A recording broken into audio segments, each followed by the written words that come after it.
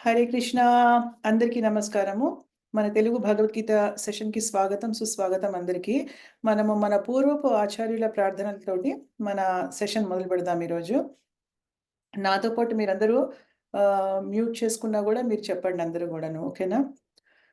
ॐ अज्ञानतिमिरन्धस्य ज्ञानाञ्जनशलाकया चक्षुरुन्मिलितं येन तस्मै श्रीगुरवे नमः। श्रीचैतन्यमनोभीष्टं स्थापितं येन भूतले स्वयं रूपा कदा मह्यं ददति स्वपदान्तिकम्। वन्देऽहं श्रीगुरो श्रीयुतपदकमलं श्रीगुरोन् वैष्णवांश्च श्रीरूपं साग्रजातं सहगणरघुनाथान्वितं तं सजीवं सद्वैतं सावधूतं परिजनसहितं कृष्णचैतन्यदेवं श्रीराधा कृष्णपादान् सहगणललिता श्रीविशाखान्वितांश्च। हे कृष्णा करुणा सिन्धो दीनबन्धो जगत्पते गोपेश गोपिका कान्ता राधाकान्ता नमोऽस्तु ते। तप्तकाञ्चन गौराङ्गी राधे वृन्दावनेश्वरी वृषभानुसुते देवी प्रणमामि हरिप्रिये। वाञ्छाकल्पतरुभ्यश्च कृपासिन्धुभ्य एव च पतितानां पावनेभ्यो वैष्णवेभ्यो नमो नमः। जय श्रीकृष्ण चैतन्य प्रभु नित्यानन्द श्री अद्वैत गदाधर श्रीवासादि गौरभक्तवृन्दा। हरे कृष्णा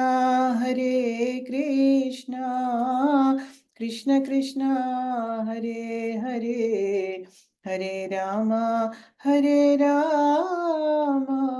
राम राम हरे हरे। సో మనము ఇప్పుడు 11వ అధ్యాయము గత వారము మనము కంప్లీట్ చేసాము. మాతాజీ ఆ! Mataji yes Mataji. Live chat అని వచ్చింది, వచ్చి వెయిటింగ్ ఫర్ అని వస్తుంది. అవునా? Something is wrong.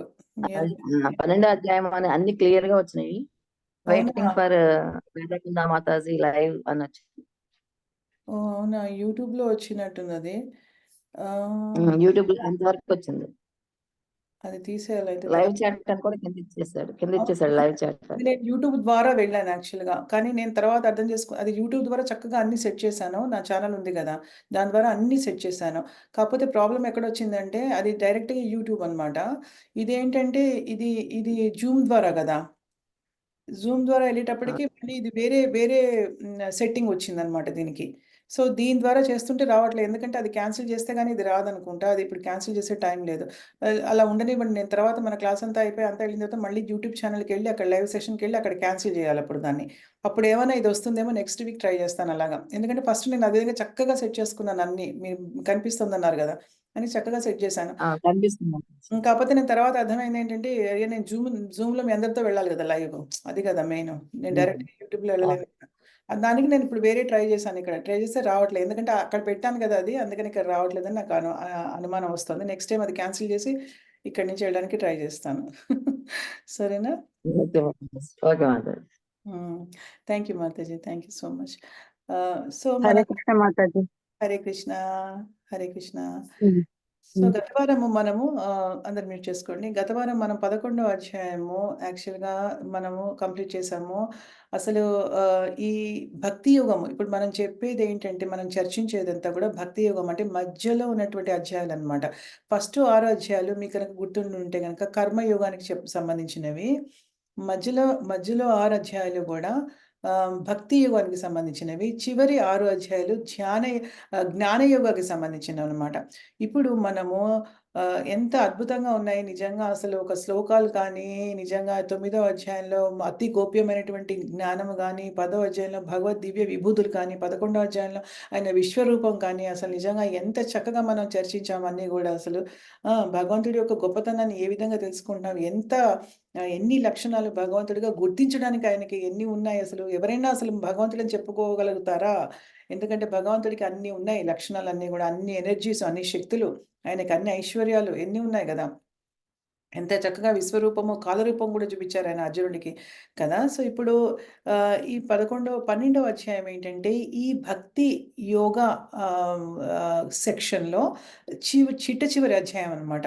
ఇది మనకి 12వ అధ్యాయము. దీని పేరేంటంటే, భక్తి యోగా.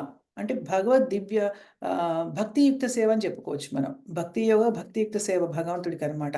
అంటే ప్యూర్‌లీ మనకి జ్ఞానము అంటే భక్తియుక్త సేవ గురించనమాట. కంప్లీట్‌గా భక్తికి సంబంధించింది. ఎందుకంటే ఇంక లాస్ట్ అధ్యాయం గదా! భక్తి యోగాలో మొత్తం ఇంక భక్తి గురించే ఉంటుందనమాట దీంట్లో. అలాగా మంచి భక్తి యోగాకి సంబంధించినటువంటి ఈ అద్భుతమైనటువంటి అధ్యాయము ఎలా ఉంటుందో మనం చూద్దాము. అయితే నేను స్క్రీన్ షేర్ చేస్తాను మనకి. ఫస్టు 12వ అధ్యాయం 1 శ్లోకము అర్జునుడి యొక్క ప్రశ్న ద్వారా స్టార్ట్ అవుతుందనమాట మనకి. నేను స్క్రీన్ షేర్ చేస్తాను. మనకి ఏముందో చూద్దాం. ఇక్కడ కూడా ఏంటో ఉంటుంది. ఓకే. సో, భక్తి యోగము. ద్వాదశ అధ్యాయం అంటే 12వ అధ్యాయము భక్తి యోగం అన్నమాట. అయితే ఇక్కడ భక్తి యోగం అనేది దీంట్లో ఏంటంటే అర్జునుడికి ఒక ప్రశ్న ద్వారా మనకి స్టార్ట్ అవుతుంది. లాస్ట్ టైమ్ మనకి లక్ష్మీ మాతాజీ చదివారు లాస్ట్‌కి. అక్కడి నుంచి మొదలుపెడదాము. అయితే మాతాజీ నేను చదవలేదు కదా లాస్ట్ టైం. మీరు చదవలేదా? చదివారు మీరు. లేదు. నాకు నెట్ పోయింది కదా అప్పుడు. ఓహ్! ఓకే. ఓకే. అయితే మీకు ఫస్ట్ మీరు చదువుదురు గానిలెండి మాతాజీ సరేనా? మీ తర్వాత నేను లక్ష్మీ ఓకే. మాతాజీ మొదలుపెడతాను. అయితే ఓకే. యాహ్! షూర్. అయితే ఇక్కడేంటంటే అర్జునుడు ఒక ప్రశ్నతోటి మొదలుపెడతాడనమాట ఈ అధ్యాయాన్ని. చాలా ఇంట్రెస్టింగ్‌గా ఉంటుంది. ఏం అడిగాడో అర్జునుడు మనం చూద్దాం. అర్జున ఉవాచ ఏవం సతతయుక్తా యే భక్తాస్త్వాం పర్యుపాసతే ఏ చాప్యక్షరమవ్యక్తం తేషాం కే యోగవిత్తమా. అర్జునుడు ఏమని ప్రశ్నించాడు? ని భగ 2 అడుగుతున్నాడనమాట. నీ భక్తియుక్త సేవలో సదా తగిన రీతి నియుక్తులైన వారు మరియు అవ్యక్తము, నిరాకారము బ్రహ్మను ఉపాసించువారు అను ఇరువురిలో ఎవరు గొప్ప యోగ పరిపూర్ణులని భావించబడుదురు? ఏం క్వెషన్ అడుగుతున్నాడంటే, నాయనా ఓ కృష్ణ ఎవరు గొప్పవాళ్ళు? అంటే నీ భక్తియుక్త సేవలో సదా నిన్ను ధ్యానం చేసుకుంటూ, నీ మీద మనసును లగ్నం చేసుకుంటూ, నిన్ను పూజించేవాళ్ళు గొప్పవాళ్ళా? లేకపోతే అవ్యక్తము అంటే ప్రకటము కానటువంటి నిరాకార బ్రహ్మముని అంటే రూపము లేనటువంటి నిరాకార బ్రహ్మం అంటే ఏంటి? భగవంతుడి శరీరం నుంచి వచ్చేటువంటి కాంతి, బ్రహ్మజ్యోతి అని మనం చాలా సార్లు చర్చించాం. నిరాకారం అంటే ఏంటి? ఆకారం లేకపోవడం. భగవంతుడికి ఆకారం ఉంది. కానీ భగవంతుడి యొక్క కాంతికి ఆకారం ఏముంటుంది? ఆకారం లేదు కదా! ఇప్పుడు ఒకటి మనం గుర్తుపెట్టుకోండి అందరూ కూడా ఆధ్యాత్మిక ప్రపంచంలో ఆధ్యాత్మిక లోకాలన్నీ కూడా భగవంతుడి కాంతిలో తేలుతూ ఉంటాయి.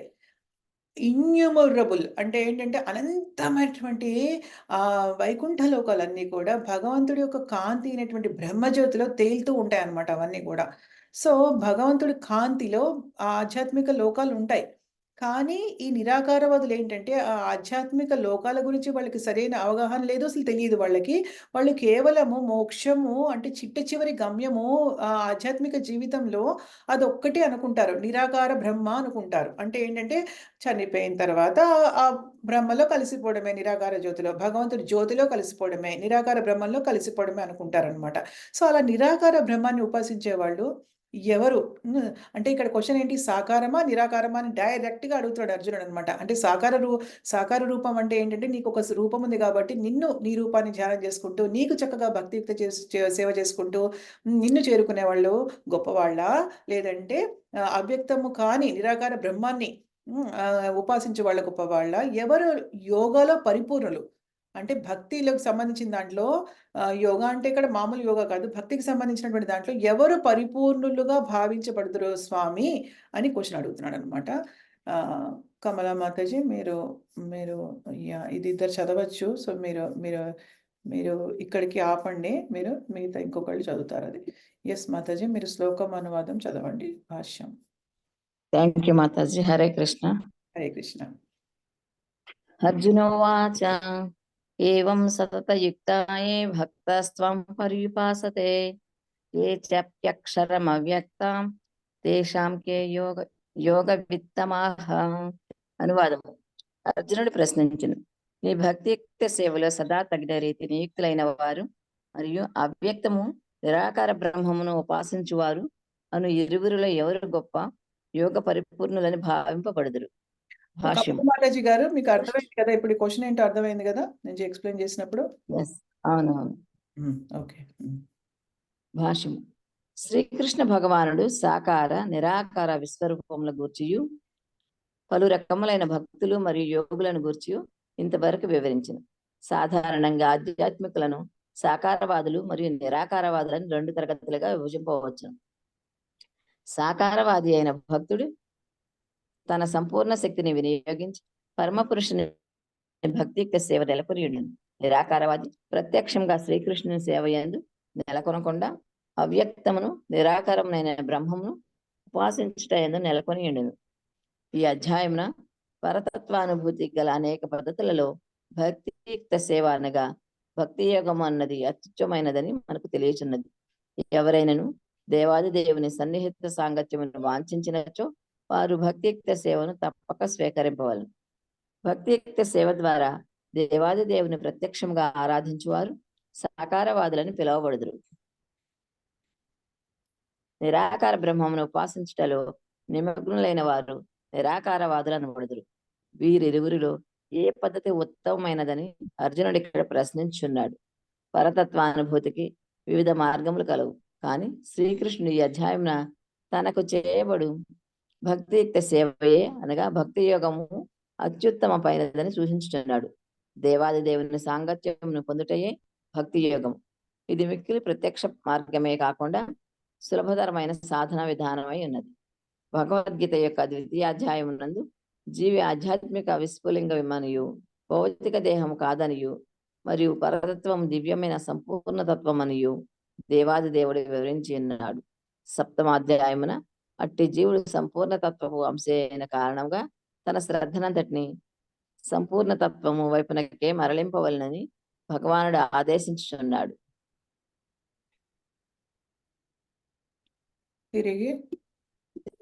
తిరిగి అష్టమాధ్యాయమున శరీరమును త్యజించినట్టు సమయమున శ్రీకృష్ణ భగవాన్ని స్మరించు మానవుడు వెంటనే ఆధ్యాత్మిక జగత్తులని కృష్ణలోకములకు చేర్చబడినని చెప్పబడినది. శ్రీకృష్ణుని గూర్చి సదా అంతరంగమున స్మరించడి వ్యక్తి యోగులందరిలోకి పరమ శ్రేష్ఠుడనియు షష్టాధ్యాయపు చివరన శ్రీకృష్ణుడు స్పష్టముగా తెలిపి ఉన్నాడు. ఈ విధముగా మానవుడు శ్రీకృష్ణుని స్వరూపం నంది ఆసక్తిని కలిగి ఉండవలననుట అన్ని అధ్యాయముల సారము.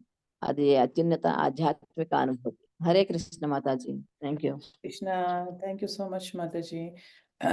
సో ఇక్కడ అర్జునుడు అడిగినటువంటి ప్రశ్నకి నెక్స్ట్ శ్లోకంలో భగవంతుడు సమాధానం చెప్తారు. అయితే ఈ లోపల శ్రీల ప్రభుపాదుల వారు భాష్యంలో దాని గురించి వివరిస్తున్నారనమాట.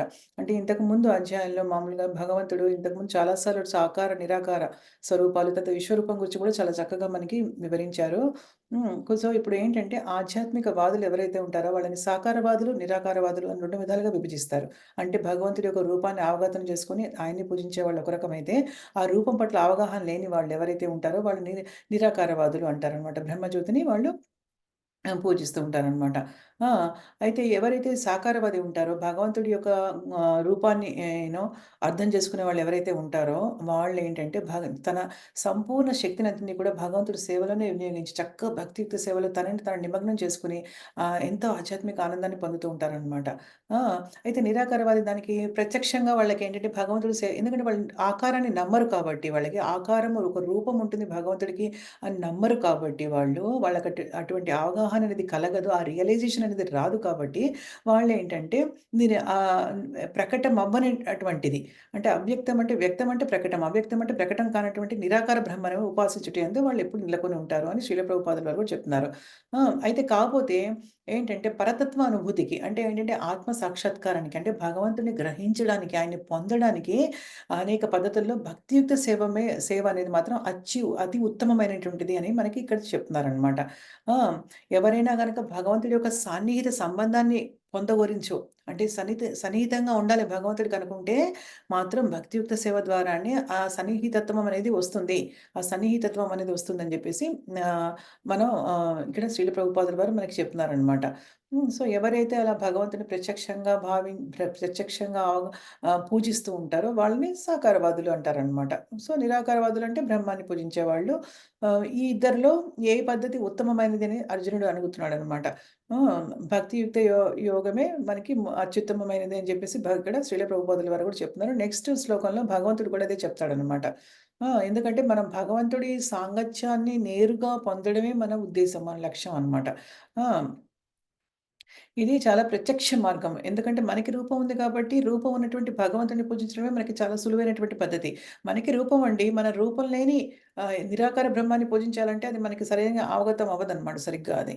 అయితే ఆహ్, ఆహ్, పరతత్వం దివ్యమైన సంపూర్ణత యాహ్! అంటే ఇక్కడ శ్రీల ప్రభుపాదుల వారు రెండో అధ్యాయం గురించి మనకి ఎక్స్‌ప్లెయిన్ చేస్తున్నారనమాట. రెండో అధ్యాయంలో ఆత్మ గురించి మనకి శరీరం గురించి మాట్లాడినప్పుడు ఆత్మ ఏ విధంగా భగవంతుడి యొక్క అంశ అనేది చెప్పారు గదా! సో, మ మనం భగవంతుడి యొక్క అంశం మనం అయినప్పుడు, మనం ఆ భగవంతుడిని మనం కొలుచుకోవడంలోనే మన సంపూర్ణ తత్వం ఉంటుంది అని శ్రీల ప్రభుపాదుల వారు చెప్తున్నారు. అంటే మన మంతులం ఎప్పుడవుతామంటే మన ఆధ్యాత్మిక ఒక జీవితంలో సంపూర్ణత్వాన్ని మనం ఎప్పుడు ఆపాదించుకోగలుగుతాము అంటే, మనము సంపూర్ణ తత్వమైనటువంటి భగవంతుడి అంశగా మనం ఆయనకి సేవ చేసినప్పుడు, ఆయనతో మనం సాంగత్యం తీసుకున్నప్పుడు, ఆయనకి సన్నిహితంగా మెలగగలిగినప్పుడు అప్పుడు మనం యాక్చువల్‌గా నిజం చెప్పాలంటే, మనం సంపూర్ణంగా ఆధ్యాత్మిక జీవితంలో స్థిరంగా మనం ఉన్నట్టు లెక్క అన్నమాట. హ్మ్. సో, అది మనం అర్థం చేసుకోవాలి ఇక్కడ. హ్మ్. అయితే సో, ఆహ్, మన శ్రద్ధనంతటిని గూడా అందుకే సంపూర్ణ తత్వమైనటువంటి భగవంతుడి వైపే మనకి మళ్ళించాలని చెప్తున్నారనమాట. ఇంకా మనకి ఇదొక్కటే కాదు. ఇంకా ఇంతకు ముందు అధ్యాయంలో చాలా సార్లు 8వ అధ్యాయంలో మిగతా సెవెంత్ అధ్యాయంలో అన్నిట్లో కూడా 7వ అధ్యాయంలో అన్నిట్లో భగవంతుడు చాలా సార్లు చెప్పారనమాట.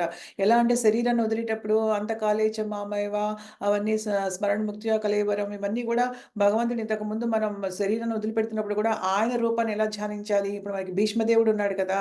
అంపశయ్య మీద పడుకున్నాడు కదా! భగవంతుడి రూపాన్ని చూస్తున్నాడు. ఏమైనా నిరాకార బ్రహ్మని చూస్తూ శరీరం వదిలిపెట్టాడా ఆయన?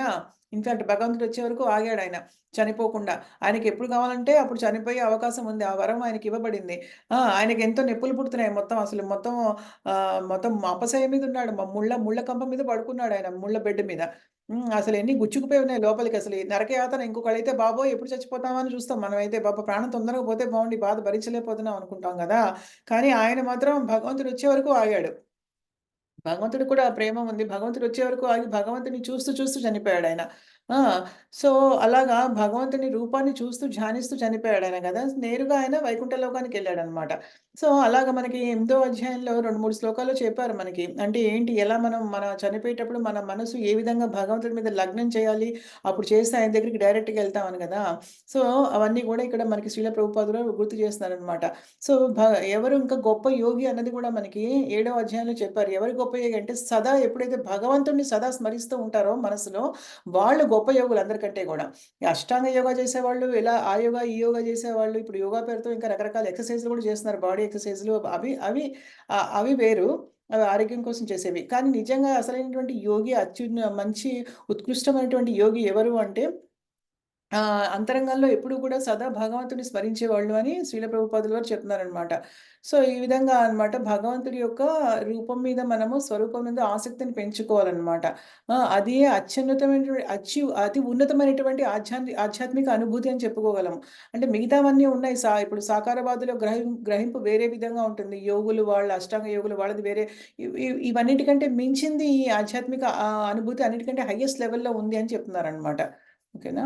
సో, ఇప్పుడు లాస్ట్ టైమ్ లక్ష్మీ మాతాజీ మాధవి మాతాజీ వచ్చారా? యాహ్!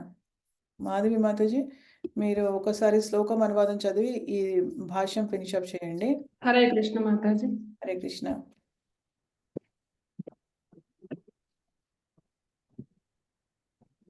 అర్జున ఉవాచ ఏవం సతతయుక్తాయే భక్తాస్త్వాం పర్యుపాసతే ఏ చాప్యక్షరమవ్యక్తం తేషాం కే యోగ విత్తమాః. అనువాదం. సారీ అనువాదం. అర్జునుడు ప్రశ్నించెను, నీ భక్తి యుక్త సేవలో సదా తగిన రీతి నియుక్తులైన వారు మరియు అవ్యక్తము నిరాకార బ్రహ్మమును ఉపాసించువారు అను ఇరువురిలో ఎవరు గొప్ప గొప్ప యోగ పరిపూర్ణులని భావింపబడుదురు. కొంచెం అయినను శ్రీకృష్ణుని స్వరూపమునందు ఆసక్తిని కలిగి ఉండని వారు కొందరుందురు. అట్లు అతని రూపమునందు తీవ్ర అనాసక్తులైన వారు తమ గీతా భాష్యములందు జనులను శ్రీకృష్ణుని నుండి మరలించి వారి సమస్త భక్తిని నిరాకార బ్రహ్మజ్యోతి వైపుకు మరలునట్లుగా చేయగోరుదురు. పరతత్వము యొక్క అవ్యక్తమును మరియు ఇంద్రియాతీతమైన నిరాకార బ్రహ్మమే రూపమునకు ఉపాసించుటకు వారు ప్రాధాన్యతనిత్తురు. ఆధ్యాత్మికులలో 2 తరగతుల వారు కలరు. వాస్తవమునకు ఏ విధానము సులభతరము మరియు ఏ తరగతి వారు మిక్కిలి పరిపూర్ణులనటి ప్రశ్నను పరిష్కరించుటకు అర్జునుడు యత్నించుచున్నాడు. అనగా తాను శ్రీకృష్ణుని స్వరూపమునందు ఆసక్తుడై ఉన్నందున తన పరిస్థితిని తెలియగోరుచున్నాడు. అతడు నిరాకార బ్రహ్మము పట్ల ఆసక్తుడు కాలేదు కనుక అతడు తన స్థితి సురక్షితమైనదో కాదో తెలుసుకొనదలిచెను. వాస్తవమునకు ఈ భౌతిక జగత్తునందు కానీ దేవాది దేవుని ఆధ్యాత్మిక జగత్తునందు కానీ నిరాకార అంశముకు ధ్యానింపగలుగుట మిక్కిలి కష్టము. ఎందుకనగా పరతత్వపు నిరాకార అంశమును సంపూర్ణంగా అనుభూతి చెందుట ఎవరికినీ సాధ్యము కాదు. కనుక అట్లు కాలమును వృధా చేయుట వలన లాభమేమిటి అని అర్జునుడు తెలుపగోరుచున్నాడు. ఇతర రూపములనన్నిటినీ అవగతము చేసుకొనగలుగుటయే కాకుండా తన కృష్ణ ప్రేమ యందు కలతయు సంభవించినందున శ్రీకృష్ణుని స్వరూపమునందే ఆసక్తుడగుట పరమ ఉత్తమమని అర్జునుడు ఏకాదశాధ్యాయంను అనుభవపూర్వకంగా గ్రహించగలిగిన. అర్జునుడు శ్రీకృష్ణుని ప్రశ్నించినట్టు ఈ ముఖ్యమైన ప్రశ్న పరతత్వ సాకార మరియు నిరాకార భావములకు గల భేదమును విశదీకరింపగలదు. జై Hare Krishna Mataji. Hare Krishna. Thank you so much Mataji. So ఇప్పుడు ఇక్కడ ఈ పారాగ్రాఫ్లో ఏం చెప్తున్నారు శ్రీల ప్రభుపాదుల వారు, కొంతమందికి ఎవరికైతే భగవంతుడి రూపం మీద ఆసక్తి లేదో వాళ్ళందరూ కూడా ఏం చేస్తారంటే భగవద్గీతకి వాళ్ళు ఇష్టం వచ్చినటువంటి ఊహా కల్పనలతోటి వాళ్ళు భాష్యాలు ఇచ్చేస్తారనమాట. ఎందుకంటే వాళ్ళకి అదే అర్థమవుతుంది కాబట్టి, ఇంక దాన్ని మించి అర్థం కాదు కాబట్టి. ఇంకో ఆ విధమైనటువంటి బోధనలు చేయడం ద్వారా చాలా మందిని వాళ్ళు పరతత్వ నిరాకార బ్రహ్మం వైపుకి మళ్ళించేస్తారనమాట. ఆ! దానికి ఈ ఈ యొక్క ఫీచర్ అంటే ఏమంటారు దీన్ని? ఫీచర్ తెలుగులో ఏమంటారు? ఈ యొక్క ఫీచర్‌ని వాళ్ళు హ్మ్. పూజించడానికి ఉత్సుకత ఎక్కువ చూపిస్తారనమాట. అంతేగాని భగవంతుడికి రూపాన్ని పూజించడానికి వాళ్ళు ఆసక్తి చూపించరనమాట. ఇంద్రియాలకు అతీతంగా ఉన్నటువంటి నిరాకార బ్రహ్మాన్ని వాళ్ళు పూజించడానికి చూస్తారనమాట. అయితే ఇప్పుడు మళ్ళీ సేమ్ ఇదే చెప్పారు శ్రీల ప్రభుపాదుల వారు. 2 తరగతుల వాళ్ళు ఉన్నారు కదా! ఎవరు ఎక్కువ పరిపూర్ణవంతులు అని అర్జునుడు అడుగుతున్నాడు కృష్ణుడిని. ఎందుకంటే అర్జునుడికి మాత్రము ఈ రూపానికి రూపానికి భగవంతుడి యొక్క రూపానికి ఆయన అట్రాక్ట్ అయ్యాడు. ఆకర్షితులయ్యాడాయన. సో, అందుకని తను చేసిన దాంట్లో ఏమైనా తప్పు ఉందా అని తెలుసుకోవడానికి అడుగుతున్నాడు. అంటే మనందరి కోసం కూడా అర్జునుడు అడుగుతున్నాడనమాట. అది సురక్షితమైనదైనా తన స్థితి అని అడగడానికి అర్జునుడు ప్రయత్నిస్తున్నాడనమాట. అయితే ఇంకొకటేంటంటే ఈ నిరాకార అంశాన్ని ధ్యానించడం అనేది అంత ఈజీ కాదు. అది చాలా కష్టమైనటువంటి విషయం. మోరోవర్ ఏంటంటే భక్తియుక్త సేవ ద్వారా భగవంతుని గ్రహించడం చాలా సులువుగా ఉంటుంది. చాలా ప్రేమతో కూడుకున్న వ్యవహారం ఉంటుంది. అవి నెక్స్ట్ శ్లోకాల్లో వస్తే మనకేంటి దాని యొక్క విశిష్టత ఏంటనేది కూడా మనకి తెలుస్తుంది. అయితే కానీ నిరాకార బ్రహ్మాన్ని చేయాలంటే మనకి దానికి చాలా ఉన్నాయి. నియమాలవి చాలా ఉన్నాయి. గృహస్థాశ్రమంలో ఉండడానికి లేదు. ఎళ్ళిపోవాలి అన్నీ వదిలిపెట్టి చాలా దీర్ఘంగా మనము చేయాలి తపస్సులు అవన్నీ గూడాను. యోగాలవన్నీ ధ్యాన యోగాలవన్నీ బాగా చేయాలి. చేసిన తర్వాత కూడా మళ్ళీ రిజల్ట్ వస్తుందో లేదో తెలియదు. సో, ఇదంతా కూడా రిస్కీ వ్యవహారం అనమాట. కాలాన్ని వృధా చేసుకోవడం అని జెప్పేసి ఇలా శ్రీల ప్రభుపాదుల వారు ఇక్కడ ఎక్స్‌ప్లెయిన్ చేస్తారనమాట. అయితే ఇప్పుడు అర్జునుడు ఎలాంటి స్థితిలో ఉన్నాడంటే అన్ని రూపాల్ని అవగతం చేసుకున్నాడు. ఏంటంటే కృష్ణుడు మామూలుగా ఒరిజినల్ రూపం ఏదైతే ఉందో దాన్ని 2 చేతుల ద్విభుజ రూపాన్ని, చతుర్భుజ రూపము విష్ణు రూపాన్ని కూడా అవగతం చేసుకున్నాడు. విశ్వరూపాన్ని అవగతం చేసుకున్నాడు. కాల రూపాన్ని అవగతం చేసుకున్నాడు. అన్నిటిని అవగతం చేసుకున్నాక ఆయనకి నిజంగా ఈ రూపానికి నేను ఆకర్షితులయ్యాను కదా అన్న విషయం ఆయనకి అర్థమైందనమాట. గ్రహించాడు అర్జునుడు అని చెప్తున్నారనమాట. సో, ఇప్పుడు నెక్స్ట్ దానికెళ్దాం మనం. నెక్స్ట్ శ్లోకంలో భగవంతుడు ఇప్పుడు చెప్తారు ఆన్సర్ చెప్తారనమాట. ఏది గొప్పదనేది చెప్తున్నారిక్కడ. శ్రీ భగవానువాచ మయ్యావేశ్య మనో ఏ మాం నిత్యయుక్తా ఉపాసతే శ్రద్ధయా పరమోపేతాస్తే మే యుక్తా తమామతాః. భగవానుడు ఏమన్నారు? నా స్వరూపం మనస్సును స్థిరముగా నిలిపి అలౌకికమును అధికమునైన శ్రద్ధతోటి నన్ను సదా ఉపాసించుటయందు నియుక్తులైన వారు అత్యంత పరిపూర్ణులని నేను భావింతునని భగవంతుడు స్వయంగా చెప్తున్నాడు ఇక్కడ. మనం చెప్పుకోవడం కాదు. శ్రీకృష్ణ భగవంతుడు దేవాది దేవుడు స్వయంగా చెప్తున్నాడు. ఎవరైతే నా రూపం నందు మనసు స్థిరంగా నిలుపుతారో, అలౌకికం అంటే ఈ లౌకిక ప్రపంచానికి అతీతంగా ఉన్నటువంటి నా రూపాన్ని మీద ఎవరైతే స్థిరంగా మనసును నిలుపుతారో, అధికమైనటువంటి శ్రద్ధతోటి, ఎంతో శ్రద్ధతోటి, గొప్ప శ్రద్ధతోటి నన్ను ఎవరైతే ఉపాసిస్తారో, నా నా ఉపాసన యందు ఎవరైతే నియుక్తులై ఉంటారో, నిమగ్నమై ఉంటారో, వాళ్ళు అత్యంత పరిపూర్ణులని నేను భావిస్తాను అని భగవంతుడు చెప్తున్నాడనమాట. అంటే ఇక్కడ భక్తి, యోగా గురించి ఒక ఆధిపత్యాన్ని భగవంతుడే చక్కగా మనకి చెప్పారనమాట. ఓకేనా? నరసింహ ప్రభు మీరు చదవండి ప్రభు. శ్లోకం అనువాదం భాష్యము. హరే కృష్ణ మాతాజీ. హరే కృష్ణ. శ్రీ భగవాన్ ఉవాచ మయ్యావేశో మనో ఏ మాం నిత్యయుక్తా ఉపాసతే శ్రద్ధయా పరయోపేతాస్తే మే యుక్తతమా మతాః. అనువాదం. శ్రీకృష్ణ భగవాడు పలికెను, నా స్వరూపం నందు మనస్సును స్థిరంగా నిలిపి అలౌకికమును అధికమునైనను శ్రద్ధతో సదా నన్ను ఉపాసించుటయందు నియుక్తులైన వారు అత్యంత పరిపూర్ణులని నేను భావింతును. భాష్యం. అర్జునుని ప్రశ్నకు సమాధానంగా శ్రీకృష్ణ భగవానుడు తన స్వరూపంపై మనస్సును కేంద్రీకరించి శ్రద్ధాభక్తులతో తనను ఆరాధించువాడు యోగం నందు పరిపూర్ణుడని స్పష్టంగా చెప్పుచున్నాడు. సర్వము శ్రీకృష్ణుని కొరకే చేయబడుచుండుట చేత అట్టి కృష్ణ చైతన్యంన నెలకొనిన వానికి ఎట్టి భౌతిక కర్మలుండవు. అట్టి కృష్ణ చైతన్యం నందే శుద్ధ భక్తుడెల్లప్పుడు నెలకొని ఉండును. కొన్ని మార్లు అతడు జపించుచుండును, కొన్ని మార్లు శ్రీకృష్ణుని గురించి శ్రవణము చేయుచుండును లేదా పఠనం చేయుచుండును, మరికొన్ని మార్లు శ్రీకృష్ణుని కొరకై ప్రసాదంను సిద్ధం చేయుచుండును, లేక శ్రీకృష్ణుని కొరకై అవసరమైనదేదయు ఖరీదు చేయుటకు అంగడికి వెడుతుండును. కొన్ని మార్లు అతడు మందిరంను గాని భగవానుని భోజన పాత్రను గాని శుభ్రపరచుట వంటి కార్యములందు నెలకొని ఉండును. ఈ విధంగా అతడు ఏమి చేసినను తన కార్యములను కృష్ణ సంబంధములుగా చేయకుండా క్షణమైనను గడపడు. అట్టి కర్మ సంపూర్ణంగా సమాధి స్థితి అయి ఉండును. హరే కృష్ణ మాట. జై. చూసారా ఏం చెప్తున్నారంటే ఇక్కడ శ్రీల ప్రభుపాదుల వారు ఇందాక మనం చెప్పుకున్నట్టు కృష్ణ భగవంతుడి యొక్క సేవలో నిమగ్నం అవ్వడం అనేది అతి ఉన్నతమైనది అని చెప్పుకున్నాం కదా. అయితే ఏం చేస్తారు కృష్ణ చైతన్యంలో భక్తియుక్త స్థితిలో నిమగ్నమైన వాళ్ళన్నది ఇక్కడ మనకి చెప్పారనమాట. ఎప్పుడు కూడా సేవలో నిమగ్నమై ఉంటారు, జపం చేస్తూ ఉంటారు, చాంటింగ్ చేస్తూ ఉంటాం, అలా చాంటింగ్ చేస్తూ ఉంటారు, తర్వాత శ్రవణం చేస్తూ ఉంటారు, పఠనం చేస్తూ ఉంటారు, చదువుతూ ఉంటారు, వింటూ ఉంటారు, శ్రవణం చేస్తూ ఉంటారు.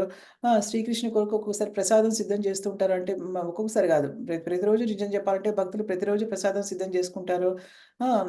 ఆ తర్వాత ఒక విగ్రహాలు ఉంటే వాళ్ళకి బట్టలు కొనడమో లేకపోతే నెగలు కొనడమో చిన్న చిన్న బుజ్జిగా అవన్నీ వెళ్ళి అంగడికి వెళ్ళి అవన్నీ కొంటూ ఉంటారు. ఎంతసేపటికి నేను భగవంతుడికి ఏ విధంగా సేవ చేయగలను అని ఆలోచిస్తూ ఉంటారనమాట కృష్ణ భక్తులు. లేదు అంటే ఇంట్లో మనకి విగ్రహాలు అవి లేకపోయినా ఆలయానికి వెళ్ళి అక్కడ భగవంతుడి యొక్క పాత్రలు శుభ్రం చేయడమో ఏదైనా సేవ చేయడమో అవన్నీ చేస్తూ ఉంటారు. ఆ విధంగా ఏంటంటే తన కృష్ణ సంబంధ కర్మ చేయకుండా ఉండలేరు. సో అందుకని వాళ్ళేంటంటే ఎట్టికి భౌతిక కర్మలు ఉండవు వాళ్ళకి ఇంకా అనమాట. అంటే అన్ని కర్మలు కూడా కృష్ణ కర్మలు అయిపోతాయి అనమాట. కృష్ణ కర్మలు అయిపోయినప్పుడు ఇంతకుముందు కూడా చదివాం కదా మనం లాస్ట్ అధ్యాయంలో కృష్ణ కర్మ అనేసి. సో అలాగా అన్ని కూడా భౌతిక కర్మల నుంచి బయటకు వచ్చి అన్ని ఆధ్యాత్మిక కర్మలు అయిపోతాయి వాళ్ళనమాట. అట్టి కర్మ సంపూర్ణంగా సమాధి స్థితియే ఉండను. ఎందుకంటే అది ఇంకా మనకి భౌతిక కర్మలతో సంబంధం లేదు కాబట్టి అది సమాధి స్థితి అని చెప్పబడుతుంది అని చెప్తున్నారనమాట. నెక్స్ట్ ఇప్పుడు ఏంటంటే నిరాకార బ్రహ్మం గురించి ఈ రెండు వరుసలు ఈ రెండు శ్లోకాలన్నీ కూడా నిరాకార బ్రహ్మం గురించి మాట్లాడతాయన్నమాట. నిరాకార బ్రహ్మము ఏ విధంగా పూజించే ప్రక్రియ ఏ విధంగా ఉంటుంది, తర్వాత ఆ నిరాకార బ్రహ్మానికి అసలు ఎటువంటి లక్షణాలు ఉన్నాయనేది చెప్తోంది ఇది. ये त्वक्षरमनिर्देश्यामव्यक्तं पर्युपासते सर्वत्रागमचिन्त्यं च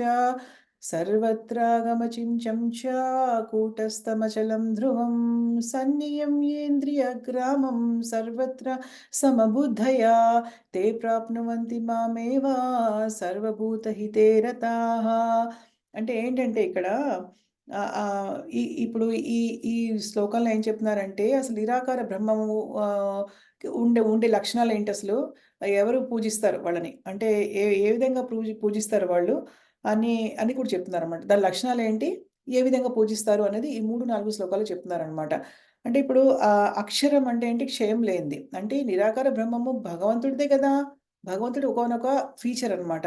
ఒకానొక ఫీచర్ అంటే తెలుగులో ఒకొక్క లక్షణం ఒకొక్క ఒక ఒక భాగంలా అనుకోవచ్చు అనమాట. భగవంతుడికి సంబంధించింది నిరాకార బ్రహ్మం కూడా. కానీ కాంతి ఆయన రూపం కాదనమాట. సో, అది ఎటువంటిది క్షయం అంటే దానికి అక్షయం అంటే దానికి నాశనం లేనటువంటిదనమాట. క్షయము లేనిది. తర్వాత అనిర్దేశం అంటే అర్థం కానిది. అనిర్దేశ్యం అన్నారు కదా ఇక్కడ. అవ్యక్తం అంటే ఏంటంటే అది వ్యక్తం కానిది అనమాట. హ్మ్. వ్యక్తం కానిది. పర్యుపాసతే అంటే అటువంటి నిరాకార బ్రహ్మము. ఇంకా ఏమున్నాయి ఇంకా? దానికి సర్వత్రా అంటే సర్వత్రా అంటే ఏంటి ఇక్కడ? సర్వత్రా వ్యాపించి ఉంటుందది. అంతే గదా! మొత్తం ఆకాశమంతా, ఆధ్యాత్మిక ఆకాశమంతా వ్యాపించి ఉంటుంది బ్రహ్మజ్యోతి అన్నమాట. ఆ! తర్వాత ఏంటి? అచించ్యం. అచించ్యం అంటే అది చింతించనలవి గానిది అన్నట్టుగా అనుకోవచ్చు. లేతే దానికి పడిపోవడం అనేది ఉండదు. అంటే అది పడిపోవడం అనేది ఉండదు. ఆ బ్రహ్మజ్యోతి ఇది ఇక్కడ పడిపోయి అలా ఉంటుంది. మనలాగా మనకి భౌతిక ప్రపంచంలో అలా ఉండదన్నమాట. సో, అచించ్యం అన్నమాట. చింతింపనలవి గానిది కూటస్థం అన్నమాట. కూటస్థం అంటే ఇక్కడ మార్పు లేనిది. అచలం అంటే కదలకుండా ఉండేది. ఒక స్థిరంగా ఉండేది. ఆ! అంటే ఇవన్నీ ఏంటి? ఇవన్నీ లక్షణాలు చెప్తున్నారనమాట ఇక్కడ. ధ్రువం అంటే కూడా ధ్రువం అంటే స్థిరంగా ఉన్నది. అచలం అంటే కదలలేనిది. ఒక చోట ఉండేది. చలించనిది. అచలం అంటే చలనం లేనిదనమాట. చలించనిదనమాట. సో, ఇన్నున్నాయి. అయితే ఇక్కడ చూద్దాము. సన్ని ఇంద్రియ గ్రామం అంటే తర్వాత ఇది రెండో శ్లోకం దేనికి సంబంధించిందంటే ఇంద్రియాలతో వాళ్ళు ఏం జేస్తారు? ఏ విధంగా నిరాకార బ్రహ్మాన్ని పూజిస్తారు? దానికి వాళ్ళు ఏం జేస్తారు? ఇవేమో లక్షణాలు నిరాకార బ్రహ్మానికి. ఏంటవి? సర్వ స సర్వేంద్రియ నిగ్రహము మరియు సర్వుల సమభావము కలిగి అంటే ఎవరంటే వాళ్ళందరూ ఏ విధంగా నిరాకార బ్రహ్మాన్ని పూజిస్తారంటే సర్వ ఇంద్రియాలు నిగ్రహించుకుంటూ అది మనం ఈ శ్లోకానికొచ్చినప్పుడు మనం డిస్కస్ చేద్దాము. దీని లక్షణాలు ఏంటంటే ఇక్కడ సర్వవ్యాపకము, అచించ్యము, మార్పు లేనిది, నిశ్చలంగా ఉంటుంది, స్థిరంగా ఉంటుంది, అవ్యక్త తత్వము. ఆ! అంటే కనిపించదు మనకి. పరతత్వపు నిరాకార భావనను పరిపూర్ణంగా ఉపాసించు సర్వభూత హితులైన వారు కూడా అంచెలను పొందుతారు. అంటే పొందుతారు అంటే ఏంటంటే నిరాకార బ్రహ్మాన్ని పొందుతారు. ఎందుకంటే అది కూడా భగవంతుడికి సంబంధించిందే కాబట్టి అది పొందుతారని భగవంతుడు చెప్తున్నారు. చివరికి నన్నెప్పుడో పొందుతారు. అది ఎంత కాలమైనా పట్టొచ్చది. వెంటనే ఉండదు. చాలా చాలా కష్టం అన్నమాట. అయితే అది పొందిన తర్వాత కూడా వాళ్ళకి భగవంతుడు ఏం దగ్గర ఉండరు. ఆయన యొక్క శరణాగతి అనేది ఉండదు. ఆయన పాదపద్మాలనేవి ఉండవు. ఆయనతో అసోసియేషన్ సాంగత్యం అనేది ఉండదు. ఆయనకి సేవ అనేది ఉండదు. జస్ట్ అక్కడ ఏంటంటే అలా ఉంటారు. బ్రహ్మానందాన్ని అలా అనుభవిస్తూ అలా ఉంటారు. రూపం కూడా ఉండదక్కడ అన్నమాట. భగవంతుడి రూపం ద్వారానే అన్నీ చేస్తూ ఉంటారు పనులన్నీ గూడా గానీ, వాళ్ళకి సొంతంగా అంటూ ఏమి ఉండదనమాట. అలా ఉంటారనమాట. కానీ ఒక బ్రహ్మానందంలో మునిగి తేలుతూ ఉంటారంతే. కానీ సేవ ఉండదు. భగవంతుడితో మాట్లాడుకోవడం ఉండదు. ఆయన పాదపద్మాలకి సేవ చేయడం ఉండదు. చక్కగా వాళ్ళతోటి లీలల్లో పార్టిసిపేట్ చేయడము, పాల్గొనడం ఇవన్నీ ఏమి ఉండవనమాట. సరే ఇప్పుడు మనం ఏం చేద్దామంటే, ఇది లక్షణాలు చెప్పుకున్నాం గదా! ఇప్పుడు ఇది గూడా మనము ఒకసారి చెప్పేసుకొని తర్వాత మనం చదువుదాం అనమాట. ఓకేనా? ఇప్పుడేంటంటే దీంట్లో ఎలా ఎలా ఈయనని ఇప్పుడు ఇక్కడ లక్షణాలన్నీ చెప్పారు మనకి. అంటే ఈ పరతత్వపు ఈ నిరాకార బ్రహ్మ యొక్క లక్షణాలన్నీ చెప్పారు కదా! తర్వాత ఈ నిరాకార బ్రహ్మాన్ని ఏ విధంగా పూజిస్తారు అంటే వాళ్ళు సర్వ ఇంద్రియాలని వాళ్ళు నియంత్రిస్తారు అన్నమాట. మనమేంటి భక్తియుక్త సేవలో మన ఇంద్రియాలన్నీ గూడా భగవంతుడి సేవలో నిమగ్నం చేస్తాము. కానీ అక్కడ భగవంతుడి సేవ అనే కాన్సెప్టే లేదు కాబట్టి వాళ్ళందరూ ఇంద్రియాలన్నీ గూడా ఏం చేస్తారంటే వాళ్ళు నియంత్రిస్తారు. ఆ! సర్వత్రా అన్ని చోట్ల, అన్ని వేళలా, అన్ని విషయాల మీద సమబుద్ధి కలిగుంటారు వాళ్ళు. అంటే సమబుద్ధితో ఉంటారు అన్ని చోట్ల అన్నమాట. అయితే వాళ్ళకి ప్రతిదీ గూడా రాళ్ళు చూసినా, బంగారం చూసినా వాళ్ళకొకటే. వాళ్ళకేం చలనం ఉండదు దాంట్లో. ఆ! కష్టం వచ్చినా, సుఖం వచ్చినా అన్నీ ఒకలాగే ఉంటాయి వాళ్ళకి. ఇవన్నీ గూడా ఏంటంటే, వీళ్ళ లక్షణాలనమాట. వీళ్ళు ఏ విధంగా చేస్తారు నిరాకార బ్రహ్మని ఆరాధన అనేది. అయితే ఇవన్నీ కొంచెం మంచి లక్షణాలే. కాపోతే ఏంటంటే, వాళ్ళు ఈ భౌతిక జగత్తు కంటే అతీతంగా ఉండడం మాత్రమే తెలుసు వాళ్ళకి. అంటే ఈ భౌతిక జగత్తుకి అతీతంగా ఉండడం ఒక పరవ్యోమ, ఆధ్యాత్మిక ఆకాశం పరవ్యోమ అంటే. అది ఉందని తెలుసు, అంతవరకే వెళ్తారు వాళ్ళు. కానీ ఇంకా ఆధ్యాత్మిక లోకాల్లోకి చక్కగా అసలు బ్రహ్మాండంగా విష్ణువు ఉన్న చోటేమో విష్ణు దూతలుంటారు. చక్కగా విష్ణు అసోసియేట్స్ ఉంటారు. అంటే విష్ణు పార్షదులుంటారు. వాళ్ళందరితో అలా ఉండడం అలా ఉండదనమాట వాళ్ళకి. జస్ట్ ఏంటంటే అక్కడ వరకే ఉంటారనమాట. ఆ! వీటికి అతీతంగా ఒక ఆధ్యాత్మిక ధామం ఉందని చెప్పేసి గాని, అక్కడ అంతులేనటువంటి ఆనందం ఉందని గాని, ఆనందానికి అసలు ఈ నిరాకార బ్రహ్మ ద్వారా వచ్చే ఆనందానికి హస్తి మషకాంతరం అంటే చాలా ఆకాశానికి, నేలకి ఉన్నంతటి వ్యత్యాసం ఉందని గాని, ఇవన్నీ వాళ్ళకి తెలియవనమాట. ఆ! శ్రీకృష్ణుడికి, భగవంతుడికి ప్రేమగా భక్తియుక్త సేవ చేస్తే వచ్చే ఆనందం అనేది వాళ్ళకి అనుభవంలోకే రాదసలనమాట. ఈ భక్త్యానందం ముందు ఆ బ్రహ్మానందం అసలు ఎందుకు పనికిరాదు అనే విషయాన్ని వాళ్ళసలు అర్థం చేసుకోలేరనమాట. అంటే ఆ బ్రహ్మానందానికే ఎక్కువ విలువ ఇస్తారు కానీ, ఈ భక్త్యానందము ఒక భక్తునిగా మారి, భక్తియుక్త సేవ ద్వారా భగవంతుడికి దగ్గరవ్వడంలో, సన్నిహితంగా మెలగడంలో ఎంత ఆనందం ఉన్నదనేది వాళ్ళకి అర్థం కాదు. ఎందుకంటే వాళ్ళకి కాంతి వరకే తెలుసు. భగవంతుడి కాంతి వరకే తెలుస్తుంది అంతే అన్నమాట. హ్మ్. తే ప్రాప్నుయంతి మావేవ అన్నారు కదా ఇక్కడ. అంటే వాళ్ళు కూడా కృష్ణుడినే పొందుతారని చెప్తున్నాడు ఇక్కడ. ఇక్కడ అన్నాడు కదా! తే తే తే ప్రాప్నువంతి మామేవ అని అన్నారు కదా భగవంతుడు. సో, వాళ్ళు కూడా నన్నే పొందుతారు. కానీ వాళ్ళు పొందేదేంటంటే నిజంగా భగవంతుడిని కాదు, నిరాకార బ్రహ్మని పొందుతారనమాట. నిరాకారం అంటే కేవలం భగవంతుడి యొక్క కాంతిని పొందుతారు. భగవంతుడి కాంతి కూడా భగవంతుడికి సంబంధించిందే కదా! కానీ భగవంతుడు లేడక్కడ. ఓన్లీ ఆయన కాంతి మాత్రమే ఉంటుందనమాట. సో, అలాంటి వాళ్ళు సర్వభూత హితైరత అంటే వాళ్ళందరికీ అందరికీ ప్రాణులకి మంచి చేయాలని చూస్తారు వాళ్ళు, ప్రయత్నిస్తారనమాట. కానీ వాళ్ళు పొందేది మాత్రం కృష్ణుడి యొక్క దేహకాంతిని మాత్రమే. ఎంత వాళ్ళు ఎన్ని చేసినా, ఏం చూసినా గూడా. కాంతిలో ఉంటారనమాట. భగవంతుడు కాంతిలో ఉంటారు. వైకుంఠ ధామంలో ఉండరు. దీని యొక్క ఎక్స్‌ప్లనేషన్ ఇదనమాట. ఇప్పుడు మనం శ్రీల ప్రభుపాదుల వారి భాష్యం చదువుదాము. పద్మజ మాతాజీయా? మనకెవరు నెక్స్ట్? మాధవి నరసింహ ప్రభు తర్వాత పద్మజ మాతాజీయేనా? యాహ్! పద్మజ మాతాజీ. హరే కృష్ణ మాతాజీ. మాతాజీ మీరు శ్లోకము, అనువాదం, భాష్యం ఇంతవరకే ఉంది చదివేయండి. ఏ త్వక్షరమనిర్దేశ్యమవ్యక్తం పర్యుపాసతే సర్వత్ర కామచింత్యం చ కూటస్థమచలం ధ్రువం సన్నియమ్యేంద్రియగ్రామం సర్వత్ర సమబుద్ధయః తే ప్రాప్నువంతి మామేవ సర్వభూతహితే రతాః. అనువాదము. కానీ సర్వేంద్రియ నిగ్రహము మరియు సర్వుల ఎడ సమభావము కలిగి ఇంద్రియాతీతమును, సర్వవ్యాపకమును, అచింత్యమును, మార్పులేనిదియు, నిశ్చలమును, స్థిరమును, అవ్యక్తతత్వమైన పరతత్వపు నిరాకార భావనను పరిపూర్ణముగా ఉపాసించు సర్వభూతహితులైన వారు కూడా అంత్యమున నన్ను పొందుదురు. భాష్యము. దేవాది దేవుడైన శ్రీకృష్ణుని ప్రత్యక్షముగా ఆరాధింపగా పరోక్ష విధానమున అదే గమ్యమును సాధింప యత్నించు వారు కూడా చివరకు ఆ పరమగమ్యమైన శ్రీకృష్ణునే చేరుదురు. పెక్కు జన్మల పిదప జ్ఞాని అయిన వాడు వాసుదేవుడే సర్వస్వమని ఎరిగి నన్ను శరణు పొందును. అనేక జన్మల పిదప మానవుడు సంపూర్ణ జ్ఞానమును పొందినంతనే శ్రీకృష్ణ భగవానుని శరణు పొందును. ఈ శ్లోకమునందు చెప్పబడిన విధానమును అనుసరించి ఎవరైనను దేవాది దేవుని చేరదలిచినచో ఇంద్రియములను నియంత్రించి సర్వులకు సేవ చేయుచు సర్వజీవుల సంక్షేమ కార్యములందు నెలకొనవలసి ఉండును. అనగా ప్రతి ఒక్కరూ శ్రీకృష్ణ భగవానుని చేరవలియుననియు తెలియచున్నది. అట్లు చేయనిచో సంపూర్ణానుభూతి కలుగజాలదు. అట్టి శ్రీకృష్ణుని సంపూర్ణముగా శరణు పొందుటకు పూర్వము మానవుడు తీవ్ర తపస్సును అనరించవలసి ఉండును. జీవాత్మ యందు పరమాత్మను చూచుటకై మానవుడు దర్శన, శ్రవణ, ఆస్వాదన, కర్మ వంటి ఇంద్రియ కార్యములను అరికట్టవలెను. అప్పుడే అతడు పరమాత్ముడు సర్వగతుడని ఎరుగగలుగును. ఈ సత్యదర్శనము పిమ్మట అతడు ఏ జీవిని ద్వేషింపడు. అట్టి భావనలో అతడు బాహ్యాచ్ఛాదనమును కాకుండా ఆత్మనే చుండుటచే మానవునికి జంతువునకును నడుమ భేదము చూడడు. కానీ ఇట్టి నిరాకార బ్రహ్మానుభూతి విధానము సాధారణ మానవునికి అత్యంత కఠినమైనది. హరే కృష్ణ మాతాజీ. హరే కృష్ణ. ఇప్పుడు మనం అర్థం చేసుకోవాల్సింది ఏంటంటే ఇక్కడ పరోక్షంగా భగవంతుడిని నిరాకారవాదులు పూజిస్తారు. అయితే చిట్ట చివరికి పెక్కు జన్మల తర్వాత ఈ జ్ఞాని అనేవాడు ఏంటంటే తను అనుకున్న లక్ష్యాన్ని తను సాధించడం చాలా కష్టం అన్నమాట అది. ఎందుకంటే కఠినంగా ఉంటుంది చాలా ఆ పద్ధతి అనేది. సో, ఎప్పుడైతే ఈ జ్ఞాని అన్నవాడు పలు జన్మల తర్వాత పెక్కు జన్మలంటే ఇంకెన్ని జన్మలు చెప్పలేం. పలు జన్మల తర్వాత శ్రీకృష్ణుడు వాసుదేవుడే సర్వస్వం అని తెలుసుకుంటాడో, అప్పుడు భగవంతుడిని శరణు పొందుతాడనమాట. అప్పుడు ఆ విధంగా భగవంతుడు సంపూర్ణ జ్ఞానం పొందిన తర్వాత శ్రీకృష్ణ భగవానుడిని చేరుకుంటాడని చెప్తున్నారనమాట. సో, ఏమేంటంటే మనం గనక భగవంతుడిని చేరదలిస్తే ఇంద్రియాలను నియంత్రించుకోవడం చాలా ఇంపార్టెంట్ అని మళ్ళీ మళ్ళీ చెప్తున్నారు ఇక్కడ మనకి. తర్వాత అందరికీ సేవ చేయడం ఇంపార్టెంట్. సేవ అంటే ఏ విధంగా సేవ చేయడం అంటే మనము మన ఇంట్లో పిలవచ్చు. అందరిని పిలిచి మన ఇంట్లో మనము ఒక కృష్ణుడి ప్రోగ్రామ్ పెట్టొచ్చు మనము. కాసేపు భగవద్గీత చదివించొచ్చు. వాళ్ళందరికీ ప్రసాదం వండి ప్రసాదం వండి పెట్టొచ్చు వాళ్ళకి.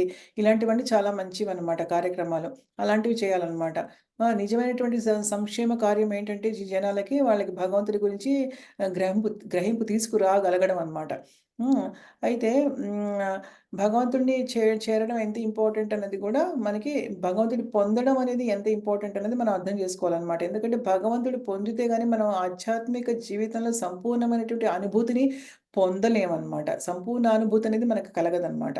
ఆ! సో, కాపోతే ఏంటంటే దానికి తీవ్రంగా తపస్సు చేయవలసి వస్తుంది. అంటే మనం భక్తియుక్త సేవలో అయితే మనకు ప్రాబ్లమ్ లేదు గానీ వేరేవైతే గనక తీవ్ర తపస్సులు చేయాల్సొస్తుంది. తప్పదన్నమాట. దానికి ఏం చెప్తున్నారు ఇక్కడ నిరాకారవాదులు ఏం చేయాలి? మన పరమాత్మను వాళ్ళు చూడాలంటే జీవాత్మలో పరమాత్మను వాళ్ళు దర్శించుకోవాలంటే గనక దర్శన, శ్రవణ, ఆస్వాదన అంటే అన్ని కర్మల్ని కూడా అరికట్టాలంట. అంటే కళ్ళు మూసుకోవాలి, శ్రవణం చేయకూడదు, ఆస్వాదన అంటే రుచులు, టేస్ట్‌లు అవి తీసుకోకూడదు. కర్మ కూడా మానేసుకొని ఒక మూల కూర్చొని ఇంకా వాళ్ళు ఒక అడవికెళ్ళి అక్కడ కూర్చొని ఇంకా యోగా పద్ధతుల ద్వారా వాళ్ళు కఠినమైనటువంటి నియమాల్ని పాటిస్తూ, తపస్సులు చేస్తూ భగవంతుడిని రియలైజ్ అవ్వాలి, గ్రహించాలి. దానికి చాలా కష్టం అది. ఈ కలికాలంలో ఇంకా చాలా కష్టము. కానీ దానికి కూడా చాలా ఆ అంతిమ ఫలితము వాళ్ళు పొందుతారా లేదా అనేది గ్యారంటీ లేదు. అది వాళ్ళ నిష్ట మీద ఆధారపడి ఉంటుంది. దాన్ని పొందగలుగుతారా లేదా అనేది. సో, అదృష్టవంతులైతే పొందగలుగుతారు. లేదు అంటే మాత్రం చాలా కష్టం అన్నమాట అది. సో, అందుకని ఆహ్, ఇదంతా గూడా ఆహ్, ఈ ని ఈ ఈ విధానం చాలా కష్టమైనది. చాలా కఠినమైనది అనేసి శ్రీల ప్రభుపాదుల వారు చెప్తున్నారనమాట. ఇవన్నీ చేయాలి వాళ్ళు. భక్తి యోగాలో ఏంటంటే ఇవన్నీ చేస్తున్నా గూడా మనము అంటే మనం మనకి అంటే మన ఇంట్లోనే ఉంటేనే మనం సింపుల్‌గా చేసుకునే విధానం భక్తి యోగం అనమాట. కానీ ఇవన్నీ గూడా ఏంటంటే ఇది ఋషులు, మునులు వాళ్ళందరూ యోగులు వాళ్ళందరూ గూడా ఇంటిని వదిలిపెట్టి ఏకాంత ప్రదేశానికి వెళ్ళాలి. ఏకాంత ప్రదేశానికి వెళ్ళి చాలా కఠినమైనటువంటి నియమాలు పాటిస్తూ వాళ్ళు పొందగలిగేదనమాట. కానీ చిట్ట చివరికి కూడా వాళ్ళు నిజం చెప్పాలంటే నిరాకార బ్రహ్మాన్ని పొందుతారా లేదా అనేది ఒక పెద్ద క్వెషన్ మార్క్ అనమాట. ఒక పెద్ద ప్రశ్నే అది. గ్యారంటీ లేదు అది పొందుతారా లేదని. సో, అది కష్టతరమైనటువంటి మార్గం అనమాట. కాపోతే ఇక్కడేంటంటే మనకి ఈ నిరాకార బ్రహ్మ యొక్క లక్షణాలు ఏంటని చెప్పారు. తర్వాత వాళ్ళు ఏ విధంగా భగవంతుడిని ఆరాధిస్తారనేది చెప్పారు. అంటే ఎలా అంటే వాళ్ళందరూ గూడా హ్మ్. అందరి పట్ల సమభావం కలిగి ఉండి మంచిగా ఉంటారు.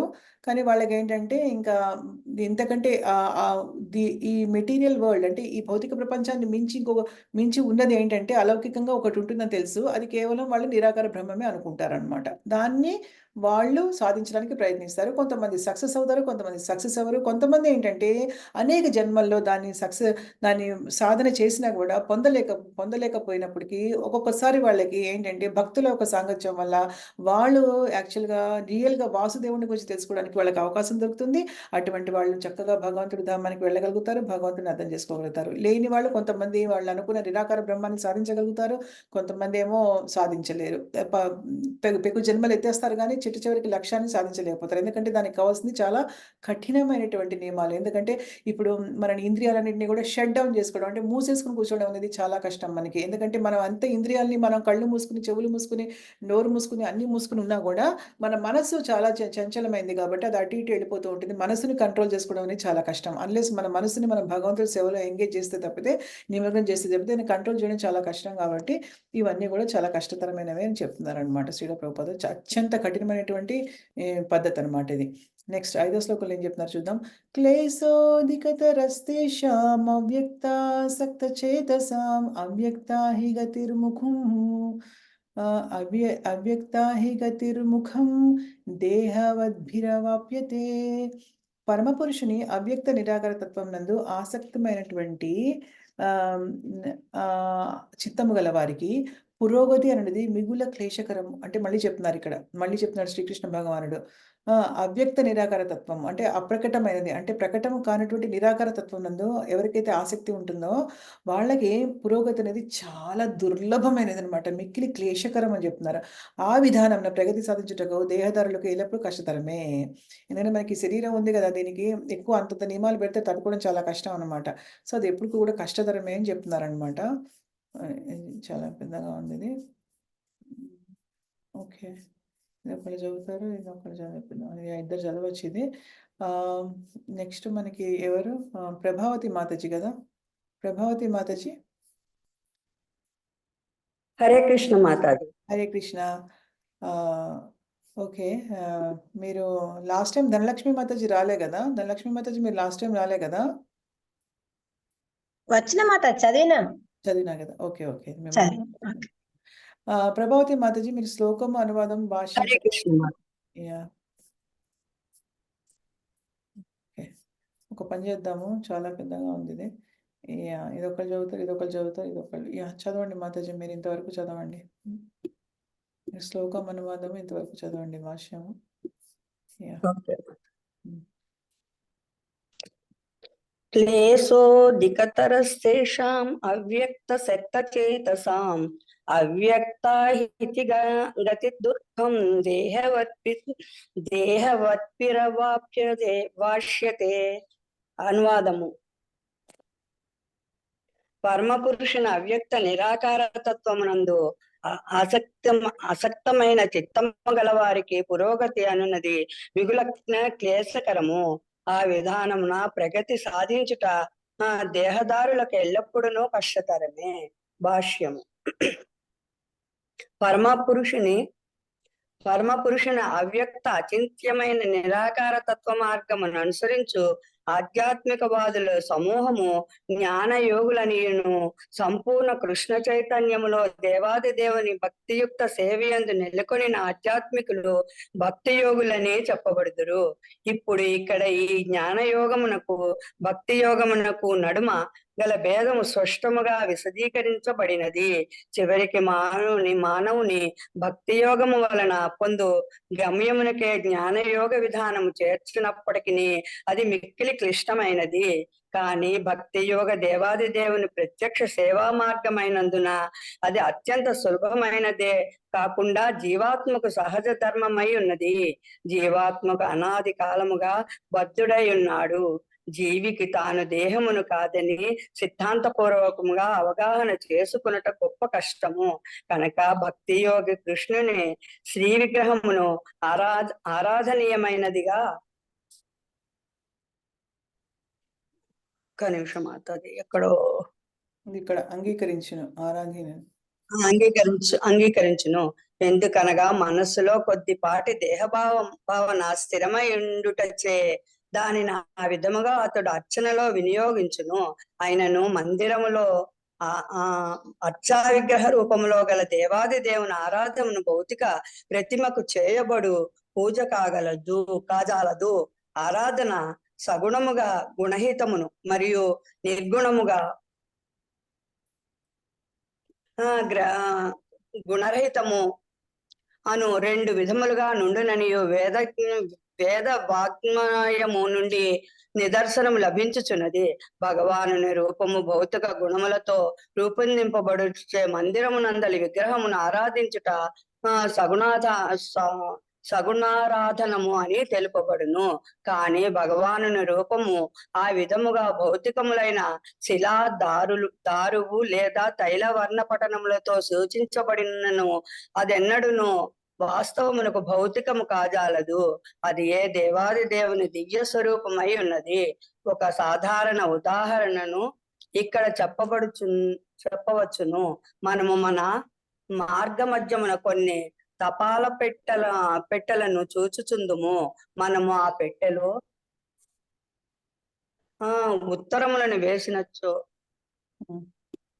ఉత్తరములు వేసినచో అవి ఎటువంటి ఆటంకము లేకుండా గమ్యస్థానము చేరును. కానీ ఏదేని పాత పెట్టె లేక తపాలా కార్యము వారిచే ప్రయాణీకరింపబడినట్టి అనుకరణ పూర్వకమైన నకిలీ పెట్టె అట్టి కార్యమును చేయజాలదు. అట్లే ఆర్చ విగ్రహము అని పిలువబడు శ్రీ విగ్రహ రూపంలో భగవానుడు ప్రమాణీకృతమైన ప్రాతినిధ్యమును కలిగి ఉన్నాడు. వాస్తవమునకి ఈ అర్చ విగ్రహము ఆ దేవాది దేవుని అవతారమే. భగవానుడు ఆ రూపము ద్వారా సేవలను గ్రహించును. దేవాది దేవుడు సర్వశక్తిమంతుడు, సర్వ సమర్థుడగుడచే భక్తుని సేవను అర్చ విగ్రహ అవతారము ద్వారా స్వీకరించబడును. బద్ధ జీవుడు నందుగల వ్యక్తికి సౌకర్యము కలిగించుటకే అతడట్లు అర్చా విగ్రహ అవతారము ద్వారా భక్తుని సేవలను గ్రహించును. హరే కృష్ణ మాతాజీ. హరే కృష్ణ. జై. ఇక్కడ ఏం చెప్తున్నారంటే అర్చ విగ్రహం రూపంలో భగవంతుడిని ఏ విధంగా ఆరాధిస్తారో చెప్తున్నారు కదా! అయితే ఏంటంటే ఇక్కడ మనకి ఎగ్జాంపుల్ ఇచ్చారు కదా! ఏంటంటే ఒక తపాలా ఇప్పుడు బయట తపాలా పెట్టి ఉంటుంది పోస్ట్ డబ్బా కదా! దాంట్లో వెళ్ళి మనం అంటే ఒక ప్రామాణికృతమైనటువంటి ఒక పెడితే అక్కడ పోస్ట్ డబ్బా దాంట్లో వేస్తే ఉత్తరాలు వెళ్తాయి మనకి.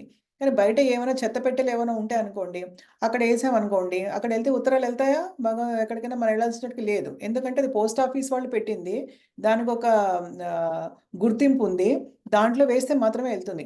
అలా ఇప్పుడు ఏంటంటే అనొచ్చు రాళ్ళలో భగవంతుడు ఉంటాడా అది అని. భగవంతుడి రూపాలు మనకి ప్రత్యక్షంగా మనం భగవంతుడు ఆధ్యాత్మిక ప్రపంచంలో ఉన్న భగవంతుడిని చూడలేం కాబట్టి, ఇక్కడ భగవంతుడు అర్చ విగ్రహ రూపంలో మనకి దొరుకుతున్నాడు యాక్చువల్‌గా. ఆయనే అవతరిస్తున్నాడు అలాగా. అయితే ఇప్పుడు దాన్ని ఒక ఎలాంటి రూపాల్లో భగవంతుడు మనకి ఉంటాడు? అంటే శిలలతో చేస్తారు. రాళ్ళు శిలలు వాటితో చేస్తే విగ్రహాలుంటాయి. దారు అంటే చెక్కతో చేసేవుంటాయి. తైలవర్ణ పటాలుంటాయి మనకి మామూలుగా. పటాల్లో భగవంతుడు ఉంటాడు. ఇవన్నీ కూడా భగవంతుడే.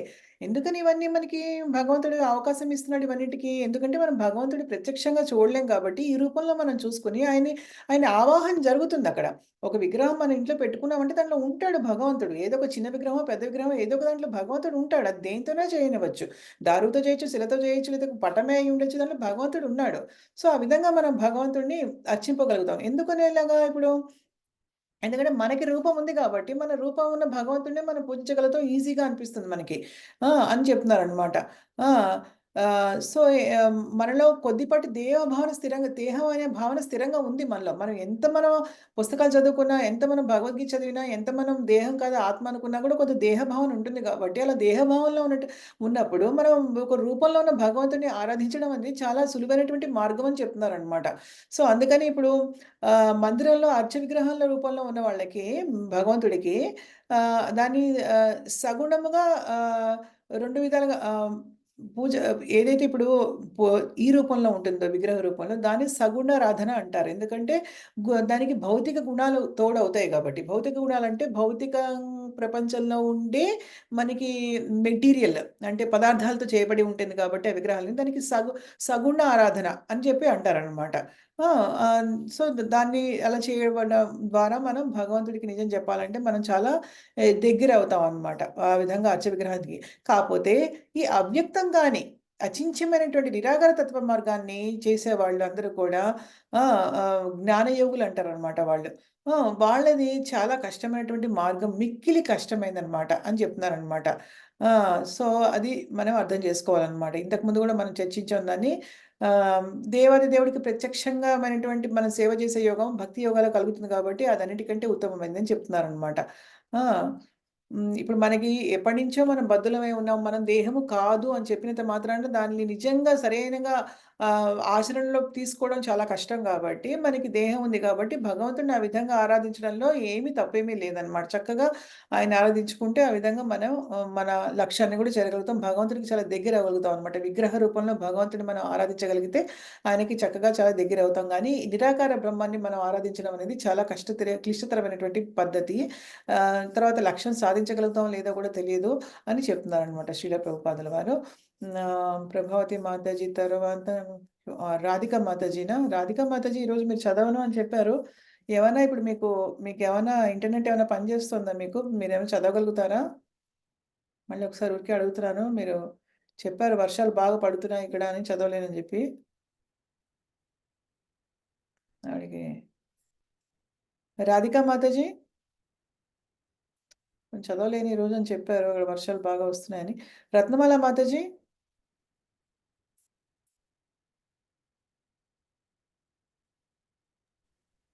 హరే కృష్ణ మాత చదువుతాం. మీరు ఇక్కడి నుంచి చదవండి మాతాజీ. ఇక్కడ అయిపోయింది కదా, ఇది చదవండి, ఇక్కడ నుంచి చదవండి. కనుకనే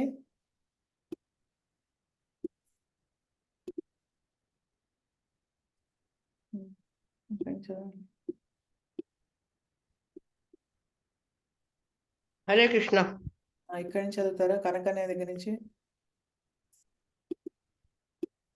కనుకనే దేవాది దేవుని శీఘ్రముగాను మరియు ప్రత్యక్షముగాను చేరుటకు భక్తులకు ఎట్టి కష్టమును లేదు. కానీ ఆధ్యాత్మికానుభూతి కొరకే నిరాకార మార్గమును అనుసరించు వారులకు మార్గము కష్టతరమగును. వారు ఉపనిషత్తుల వంటి వైదిక గ్రంథముల ద్వారా దేవాది దేవుని అవ్యక్త రూపంను అవగతం చేసుకుని భాషను అభ్యసించి వాని ఎందలి అగోచర భావములను అవగాహన చేసుకునవలసి ఉండును. ఈ విధానములన్నిటినీ వారు అనుభూతి చెందవలసి ఉండును. సామాన్య మానవులకు ఇది ఎంత సులభమైనది కాదు. కానీ కృష్ణ చైతన్యమున భక్తియుక్త సేవ నెలకొనేవారు కేవలము ప్రామాణికులైన ఆధ్యాత్మికాచార్యుని మార్గ నిర్దేశం నందు వర్తించుచు శ్రీ విగ్రహములకు క్రమ పద్ధతిలో ప్రణమిల్లుచు శ్రీకృష్ణుని మహిమలను శ్రవణం చేయుచు భగవానికి అర్పింపబడిన ఆహారముల ప్రసాదముగా భుజించుచు దేవాది దేవుని అతి సులభముగా అనుభూతి పొందగలుగుదురు. చివరికి పరతత్వానుభూతి కలగకపోవటను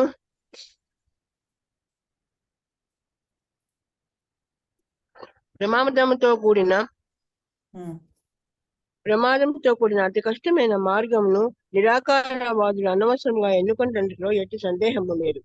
కానీ సాకారవాది ఎట్టి బాధ ప్రమాదము కష్టముగాని లేకుండా దేవాది దేవుని ప్రత్యక్షముగా పొందగలుగును. ఇందుకు సంబంధించిన విషయము శ్రీమద్ భాగవతము 4.22.40 నందు కూడా కలదు. మానవుడు చివరకు ఏ విధముగా నేను దేవాది దేవునికి శరణు పొందవలసి ఉన్నప్పుడు ఈ శరణాగతికే భక్తి అని పేరు. అట్లు చేయుటకు బదులుగా బ్రహ్మమనమేదో బ్రహ్మము కానిదేదో తెలుసుటకు శ్రమపడుచు తన జీవితమునంతటిని ఆ విధంగా గడిపినచో ఫలితము క్లిష్టతరమే కాగలదు. కనుక చివరి ఫలితము అనిశ్చితమై ఉన్నందున ఈ క్లిష్టతరమైన ఆత్మానుభూతి మార్గమును ఎవ్వరును అనుసరింపరాదని ఇక్కడ ఆదేశింపబడుతుంది. జీవుడు శాశ్వతమైన ప్రత్యేగాత్మ. అట్టి నిత్యుడైన జీవుడు నిరాకార బ్రహ్మమున లీనము కాగోరినితో తన నిజ స్వరూపములకు సంబంధించిన సత్ చిత్ నిత్యమైన జ్ఞానమయమైన అంశమున అనుభూతిని పొందగలడు. కానీ అతనికి ఆనందము అను అంశము మాత్రము అనుభూతికి రాదు. జ్ఞాన యోగ విధానమును అత్యంత నిష్ణాతుడైనట్టి ఆధ్యాత్మిక వారి ఎవరైనా భక్తిని కృపచే భక్తి యోగకు లేక భక్తియుక్త సేవకు రావచ్చును. అట్లు భక్తి యోగ వచ్చినను ఆ నిరాకార భావమును అతడు విడువజాలడు.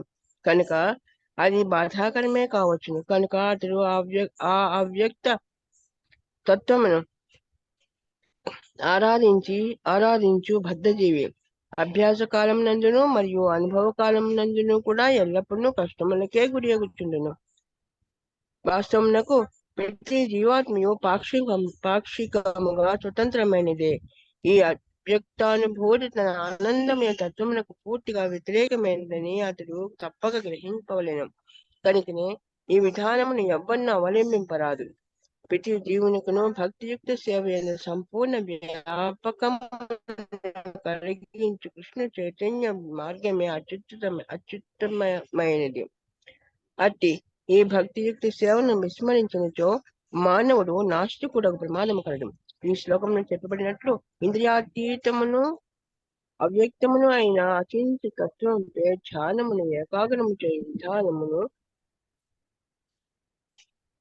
విధానమును ఎన్నడూను ముఖ్యముగా ఈ యుగమున ప్రోత్సహింపకూడదు.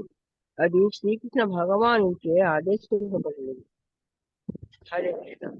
Hare Krishna Mataji, thank you so much. అబ్బా ఎంత పెద్ద బిగ్ భాష్యం ఉందంటే ఏమీ లేదు. ఇక్కడ నిరాకార తత్వానికి, సాకార తత్వానికి భేదాన్ని శ్రీల ప్రభుపాదుల వారు చాలా క్లియర్‌గా మనకి ఎక్స్‌ప్లెయిన్ చేస్తున్నారనమాట. ఇప్పుడు నిరాకార బ్రహ్మాన్ని పూజించేవాళ్ళు ఎవరికైనా అర్థమైందా? ఎవరైనా చెప్తారా? నిరాకార బ్రహ్మం అంటే ఏంటి ఇప్పుడు? భగవంతుడి కాంతి అని అర్థమైందా అందరికి? ఎవరైనా చెప్తారా? నిరాకార బ్రహ్మానికి అంటే ఏంటి? సాకార, నిరాకార అంటే ఏంటి డిఫరెన్స్ అర్థమైందా ఎవరికైనా? ఎవరన్నా అన్‌మ్యూట్ చేసుకొని చెప్పగలిగితే చెప్పండి. సాకారము, నిరాకారం అంటే జస్ట్ ఏంటి సింపుల్‌గా? హ్మ్.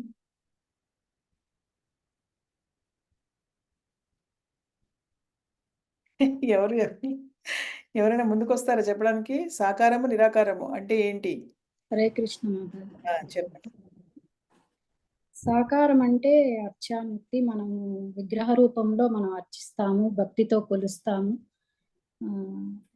భక్తితోటే దేవుణ్ణి చేరుకోవటానికి ప్రయత్నిస్తాము. ఆయనకి అర్చన చేయటం, అన్నీ ఆయనకి సంబంధించిన ఉపచారాలన్నీ చేసి మనము ఆయన సేవలో ఉంటాము. నిరాకారం అంటే మనము ఒక కాంతి రూపంలోనే దర్శించగలుగుతాము చివరికి. అది చేయాలంటే చాలా కష్టం. ఇంద్రియాలన్నీ నిగ్రహించుకోవాలి. వండర్ఫుల్ మాతాజీ. వండర్ఫుల్. చెప్పండి. ఆ ఇంద్రియాలను నిగ్రహించుకోవడం అనేది మానవులకు చాలా కష్టము ఇప్పుడు. అది చాలా కష్టంతో కూడుకున్నది కాబట్టి మనకు భక్తి మార్గమే ఈజీ, అంటే సులభతరమని చెప్పారు Mataji. Wonderful Mataji. Thank you so much. Hare Krishna Mataji. Very good. Yeah! ఇంకొకటేంటంటే మన అడవులకెళ్ళి జేయాలి. ఇక్కడ గృహస్థాశ్రమంలో ఉండి జేయలేము. నిరాకారం అంటే ఇప్పుడు జ్ఞాన ఆ! యోగులు, ధ్యాన యోగులు, అష్టాంగ యోగులు ఇవన్నీ యోగాలు మన ఇంట్లో జేయలేం గదా! ఏదన్నా సెక్లూడెడ్ అంటే ఏకాంత ప్రదేశానికి వెళ్ళిపోవాలి. జనాలందరికీ దూరంగా ఉండాలి. సంసారము, అటాచ్‌మెంట్స్ ఇవన్నీ ఉండకూడదు. ఇదే భక్తియుక్త సేవలో అయితే గనక మన కుటుంబాన్నంతటిని మనం సేవలో నిమగ్నం జేసుకోవచ్చు. అందరూ కలిసి చేయొచ్చు చక్కగా. కృష్ణుడి సెంటర్‌లో పెట్టుకొని మన విద్యుత్ ధర్మాలు చేసుకుంటూ ఉండొచ్చు. సంపూర్ణంగా భగవంతుడిని అనుభవించొచ్చు. అప్పుడు అనుభూతి చెందొచ్చు. అనుభవించొచ్చు అంటే మనం భగవంతుడిని అనుభవించేంత గొప్పవాళ్ళం కాదు. భగవంతుడు మనని అనుభవిస్తాడు. కానీ మనం ఆ అనుభూతిని పొందొచ్చు. కానీ ఇక్కడ బయటికెళ్ళి వీళ్ళు అందరికీ దూరంగా ఉన్నా కూడా ఇదేంటి ఇలా చెవులు మూసేసుకొని, కళ్ళు మూసేసుకొని అన్ని ఇంద్రియాలన్నీ కూడా మూసేసేయాలి. కంప్లీట్‌గా క్లోజ్ చేసి వాళ్ళు ధ్యానం చేయాల్సొస్తుంది. అలా చేసినా కూడా మళ్ళీ మనసు ఎంతైనా కూడా చంచలం కాబట్టి అది మనసుని ఎలా షట్ డౌన్ చేస్తాం మనసుని? ఎలా మూసేస్తాం కదా! మనసు ఏదో ఒకటి ఆలోచిస్తూనే ఉంటుంది. Very wonderful mother. చక్కగా అర్థం చేసుకున్నారు. అందుకే అడిగానసలు. ఇంకా ఎందుకంటే ఇంత చెప్తున్నాను కదా! అర్థమవుతుందో లేదో. సాకారము, నిరాకారం అంటే వెరీ సింపుల్ అంతే ఏం లేదు. మీరు చెప్పినట్టు భగవంతుడిని కొలవడం సాకారము, రూపాన్ని అర్థం చేసుకొని భక్తియుక్త సేవలో మనల్ని మనం నిమగ్నం చేసుకోవడమే సులభతరం అన్నమాట. అయితే thank you Padmaja Mataji. Thank you so much. Hare Krishna Mataji. Hare Krishna. So, ఇప్పుడు ఇక్కడ ఏం చెప్తున్నారంటే దీంట్లో గూడా ఉపనిషత్తుల నుంచి కూడా ఇప్పుడు ఎవరైతే అవ్యక్త రూపం అంటే నిరాకార స్వరూపాన్ని పూజించాలనుకుంటున్నారో వాళ్ళేం చేయాలంటే వాళ్ళు తెలుసుకోవాలి ఫస్ట్ అసలు. ఆ అవ్యక్త రూపాన్ని ఫస్ట్ అవగతం చేసుకోవాలి. ఎలా అవగతం చేసుకుంటారంటే ఉపనిషత్తులు చదివి దాన్ని ఆ ఉపనిషత్తుల యొక్క భాషను అభ్యసించి దానిలో ఉన్నటువంటి అగోచర భావాలను అవగాహన అంటే లోపల గుప్తంగా ఉన్నటువంటి భావాలన్నిటిని వాళ్ళు అర్థం చేసుకోవాల్సొస్తుందనమాట. ఈ విధానాలంటే వారు అనుభూతి చెందాల్సొస్తుందనమాట. ఇది సామాన్య మానవులకి అంత సులభమైంది కాదు. చాలా కష్టతరమైంది అని చెప్తున్నారన్నమాట. దాని బదులు కృష్ణ చైతన్యంలో భక్తియుక్త సేవ యందు నెలకొన్న వారు చక్కగా ఆధ్యాత్మిక ఆచార్యుని ఆదేశాన్ని అనుసరిస్తూ చక్కగా శ్రీ విగ్రహాలకి చక్కగా ప్రణమిల్లుకుంటూ చక్కగా శ్రీకృష్ణుని మహిమలని శ్రవణం చేసుకుంటూ వింటూ పాడుకుంటూ చక్కగా శ్రీకృష్ణుడికి అర్పించినటువంటి ఆహారాన్ని భుజిస్తూ దేవాది దేవుని అతి సులభంగా పొందగలుగుతారు అని చెప్తున్నారనమాట. అయితే ఇప్పుడు వీళ్ళు ఇంకో రిస్క్ ఏం తీసుకుంటారు వీళ్ళు ఏంటంటే చివరికి అసలు పరతత్వ అనుభూతి అంటే ఆ ఆత్మ సాక్షాత్కారము, ఆ భగవంతుడిని గ్రహించడం, పొందడం అనేది జరుగుతుందా లేదా అనేది తెలీదనమాట. అది కలగకపోవడం అనే ప్రమాదం కూడా ఉందనమాట నిరాకారవాదులకి అనమాట. సో, అందుకని ఆ వాదం అది మంచిది కాదని చెప్తున్నారనమాట. కానీ సాకారవాదం ఏంటంటే ఎట్టి ప్రమాదము, ఎట్టి కష్టం లేకుండా భగవంతుడిని ప్రత్యక్షంగా పొందగలుగుతారని చెప్తున్నారనమాట. సో, దీనిలో భాగవతంలో కూడా దీని గురించి చెప్పారు అని చెప్తున్నారనమాట. శరణాగతి చేయడం భగవంతుడికి. అలా శరణాగతి చేయాలి కానీ బ్రహ్మం అంటే ఏంటి? బ్రహ్మం కానిదేంటి? బ్రహ్మం అయినదేంటి? అవన్నిటిని కాలిక్యులేషన్స్ చేసుకుంటూ మనము భగవంతుడు బ్రహ్మజ్యోతి మీద ఆ బ్రహ్మన్ అనే కాన్సెప్ట్ మీద మనం ఫోకస్ చేసుకొని చేసామంటే మనం టైం చాలా వేస్ట్ చేస్తున్నామని చెప్పాలనమాట. చివరికి మనకి అసలు నిజం చెప్పాలంటే ఆత్మానుభూతి కలుగుతుందో లేదో కూడా తెలీదు. గ్యారంటీ లేదనమాట. ఎందుకంటే జీవుడు ఇక్కడ ఏం చెప్తున్నారంటే ఇప్పుడు జీవుడు మనం ఆధ్యాత్మిక ఆత్మ కదా మనం. రెండవ అధ్యాయం నుంచి చదువుకుంటున్నాం. అయితే నిరాకారవాదులేంటంటే ఇప్పుడు 3 ఉన్నాయన్నమాట. గ్రహించడానికి అంటే మనం ఆత్మ సాక్షాత్కారం పొందినప్పుడు 3 అంశాలుంటాయి. సత్, చిత్, ఆనంద. అన్నమాట. దీంట్లో సత్ అంటే నిత్యమైనవి. సత్ అంటే ఏంటంటే నిత్యమైనదనమాట. చిత్ అంటే జ్ఞానమయమైనదనమాట. అయితే నిరాకారవాదులు ఈ 2 మాత్రమే పొందగలుగుతారు. సత్, చిత్ అంటే నిత్యమైనటువంటి, జ్ఞానమయమైనటువంటి ఈ 2 అంశాలని మాత్రమే పొందగలుగుతారు. కానీ భక్తులన్న వాళ్ళు సత్, చిత్‌తో పాటు ఆనందాన్ని కూడా పొందగలుగుతారు. దానివల్ల వాళ్ళు ఇంకా ఆనందంగా ఉంటారనమాట. ఎందుకంటే భగవంతుడి యొక్క ప్రత్యక్ష దర్శనంతోటి, ఆయన యొక్క స్వరూపము తోటి సన్నిహితంగా మెలగడం వల్ల, ఆయన సేవలో నిమగ్నం అవ్వడం వల్ల వాళ్ళకి అద్భుతమైనటువంటి ఆనందం కూడా లభిస్తుంది. సత్, చిత్, ఆనంద ఈ 3 అంశాలు కూడా వాళ్ళకి లభిస్తాయన్నమాట. కానీ వేరే వాళ్ళకి నిరాకారవాదులకి అటువంటి వి కలగవనమాట. ఆ ఆనందం అనే కాన్సెప్ట్ ఏదైతే ఉందో అది మిస్ అవుతారు వాళ్ళనమాట. సో, అది చాలా కరెక్ట్ కాదని చెప్తున్నాననమాట. హ్మ్. సో, అందుకని ఎవరైతే అవ్యక్త తత్వాన్ని ఆరాధిస్తారో అభ్యాస కాలం అంటే సాధన భక్తి అంటాం గదా మనం. అలా వాళ్ళు కూడా దానిలో అభ్యాసం చేస్తూ ఉంటారు గదా! ఎప్పుడూ కష్టాలకే గురవుతూ ఉంటారు వాళ్ళు అని చెప్తున్నారనమాట. ఆ! ఆహ్ అయితే ఏదైతే ఈ అవ్యక్తం మనకి నిజంగా చిన్నపాటి స్వాతంత్రం భగవంతుడు ఇచ్చినా కూడా, ఈ అవ్యక్తానుభూతి ఏదైతే ఉంటుందో, అది పూర్తిగా మన ఆనంద తత్వానికి వ్యతిరేకం అనమాట. అంటే నిరాకారవాదులు పొందే అవ్యక్త అనుభూతి ఏదైతే ఉంటుందో అది భగవంతుడి యొక్క కాంతిని గ్రహించే విధానంలో ఏదైతే వాళ్ళు అనుభూతిని పొందుతూ ఉంటారో, దానికి ఈ మ ద అది ఏదైతే మనం భగవంతుడి అంశగా మనకు దక్కాల్సినటువంటి ఆనందాన్ని మనం మిస్ అయిపోతామనమాట. ఎందుకంటే సచ్చిత్ మాత్రమే వాళ్ళు 2 అంశాలు మాత్రమే పొందగలుగుతారు గదా! ఆనందకరమైనటువంటి అంశాన్ని వాళ్ళు పొందలేరు కాబట్టి, ఈ మూడో అంశాన్ని వాళ్ళ అసంపూర్ణంగా ఉంటుంది వాళ్ళ ఆనందం అనేదనమాట. అదే వాళ్ళు చాలా గొప్ప ఆనందం అనుకుంటారు గానీ, దాన్ని మించిన ఇంకో ఆనందం ఉందని వాళ్ళకి తెలీదనమాట. సో, కృష్ణ చైతన్య మార్గము అత్యుత్తమమైనటువంటిది అని శ్రీల ప్రభుపాదుల వారు చెప్తున్నారనమాట. ఆ! సో, ఇటువంటి భక్తియుక్త సేవని మనం ఎప్పుడు గూడా విస్మరించకూడదు. నాస్తికులుగా తయారవ్వకూడదు అని చెప్తున్నారనమాట. ఆ! సో, అది మనం ఇప్పుడు తెలుసుకున్నాం దీంట్లో. నెక్స్ట్ మనం చూద్దాము. దీంట్లో ఇప్పటివరకు మనకి ఏం చెప్పారు భగవంతుడు నిరాకారవాదుల గురించి చెప్పారు కదా! వాళ్ళు ఎలా ఎలా అభ్యసిస్తారు. ఇప్పుడు దీంట్లో ఏం చెప్పారు మనకి ఈ శ్లోకంలో యాహ్! చాలా కష్టతరమైంది. ఎంత కష్టతరమైంది ఇది ఏ విధంగా వాళ్ళ ఆరాధన చేస్తారు నిరాకారవాదులు. ఇంద్రియాలని నిగ్రహించుకోవడం ద్వారా ఏ విధంగా చేస్తారు అదొకటి చెప్పారు. అది ఎంత కష్టమైందో ఒకటి చెప్పారు కదా! ఇవన్నీ చెప్పుకుంటూ వచ్చారు. ఇప్పుడేం చేస్తున్నారు? అసలైన భక్తి తత్వాన్ని గురించి కూడా చెప్తున్నారనమాట. 6, 7 శ్లోకాల్లో భక్తి గురించి చెప్తున్నారు. చక్కటి భక్తి గురించి. ఏతు సర్వాణి కర్మాణి మయి సన్యస్య మత్పరాః అనన్యేనైవ యోగేన మాం ధ్యాయంత ఉపాసతే తేషామహం సముద్ధర్త మృత్యు సంసార సాగరాత్ భవామి న చిరాత్ పార్థ మయ్యావేశిత చేతసాం. కానీ ఓ పార్థ సర్వకర్మలను నాకు అర్పించి అన్ని కర్మల్ని భగవంతుడికి అర్పించి అన్య చింత లేక వేరే ఇంకెటువంటి చింతలు లేకుండా అంటే వేరే విధి విధానాలు ఏం చేయకుండా నాకు నా భక్తులై ఉండి మనస్సును నా యందు లగ్నం చేసి ఎంతసేపటికి భగవంతుడు అదే చెప్తాను మనస్సును నా యందు లగ్నం చేయండి సదా నన్ను ధ్యానించుచు నా భక్తియుక్త సేవలో నన్ను ఉపాసించడి వారిని శీఘ్రమే జనన మరణ రూప సంసార సాగరం నుంచి ఉద్ధరిస్తానని భగవంతుడు ఎంత చక్కగా ప్రామిస్ చేస్తున్నాడు మనకసలు నిజంగా. ఎంత చక్కగా ఆయన మీద ధ్యానం చేస్తూ, భక్తియుక్త సేవలో నన్ను ఉపాసించడి వారిని ఇది చూడండి నేను ఇంకెప్పుడు మాతాజీ అంటుంది భక్తియుక్త సేవ అంటూనే ఉంటుంది మాతాజీ అంటారు. కానీ నేను కాదు ఇక్కడ భగవంతుడే చెప్తున్నాడు ఇక్కడ. ఆ! చక్కగా భక్తియుక్త సేవలో నన్ను ఉపాసించండి. శీఘ్రమే మీరు జనన మరణ చక్రాల నుంచి బయటకొచ్చేస్తారు. ఈ సంసార సాగరం నుంచి బయటకొచ్చేస్తారు. ఆ విధంగా మిమ్మల్ని నేను ఉద్ధరిస్తానని భగవంతుడు మనకి చక్కగా ప్రామిస్ చేస్తున్నాడు ఇక్కడ. ఓకేనా? ప్రామిస్ చేస్తున్నాడు భగవంతుడు. ఇదెంత ఉందో చూద్దాము. ఇది కూడా పెద్దగా ఉంది. ఇద్దరు ముగ్గురు చదవచ్చు అందుకని చూస్తున్నాను నేను. ఓకే. ఇంతవరకు ఒకరు చదువుతారు. ఇదొకరు చదువుతారు. ఓకే. ఇద్దరు చదవచ్చు. ఎవరిప్పుడు? ప్రభావతి మాతాజీ అయిపోయారు. ఓకే. మళ్ళీ ఫస్ట్ నుంచినే కదా మనము. రత్నమాల మాతాజీ అయిపోయారు. ధనలక్ష్మి మాతాజీ చదువుతారా? చదువుతాను మాతాజీ. మీరు శ్లోకాలు చదవండి, అనువాదం చదవండి. భాష్యం నేను చెప్తాను ఎక్కడ ఆపాలో అక్కడ ఆపుదురు గాని సరేనా? ఓకే మాతాజీ. హ్మ్. ఏతు సర్వాణి కర్మాణి మయి సన్నన్యస్య మత్సరః అనన్యేనైన యోగేన మాం ధ్యాయంత ఉపాసతే తేషమహం సముద్ధర్త మృత్యుం సంసార సాగరత్ భవామి నా చిరత్పత్యమయ్య వేచిత చేతాసం. అనువాదము: కానీ ఓ పార్థ, సర్వకర్మలను నాకు అర్పించి అన్యచింత లేక నాకు భక్తులైన మనస్సును నాయందే లగ్నము చేసి సదా నన్ను ధ్యానించుచు నా భక్తియుక్త సేవలో నన్ను ఉపాసించేడి వారిని శీఘ్రమే జనన మరణ రూప సంసార సాగరము నుండి ఉద్ధరింతును.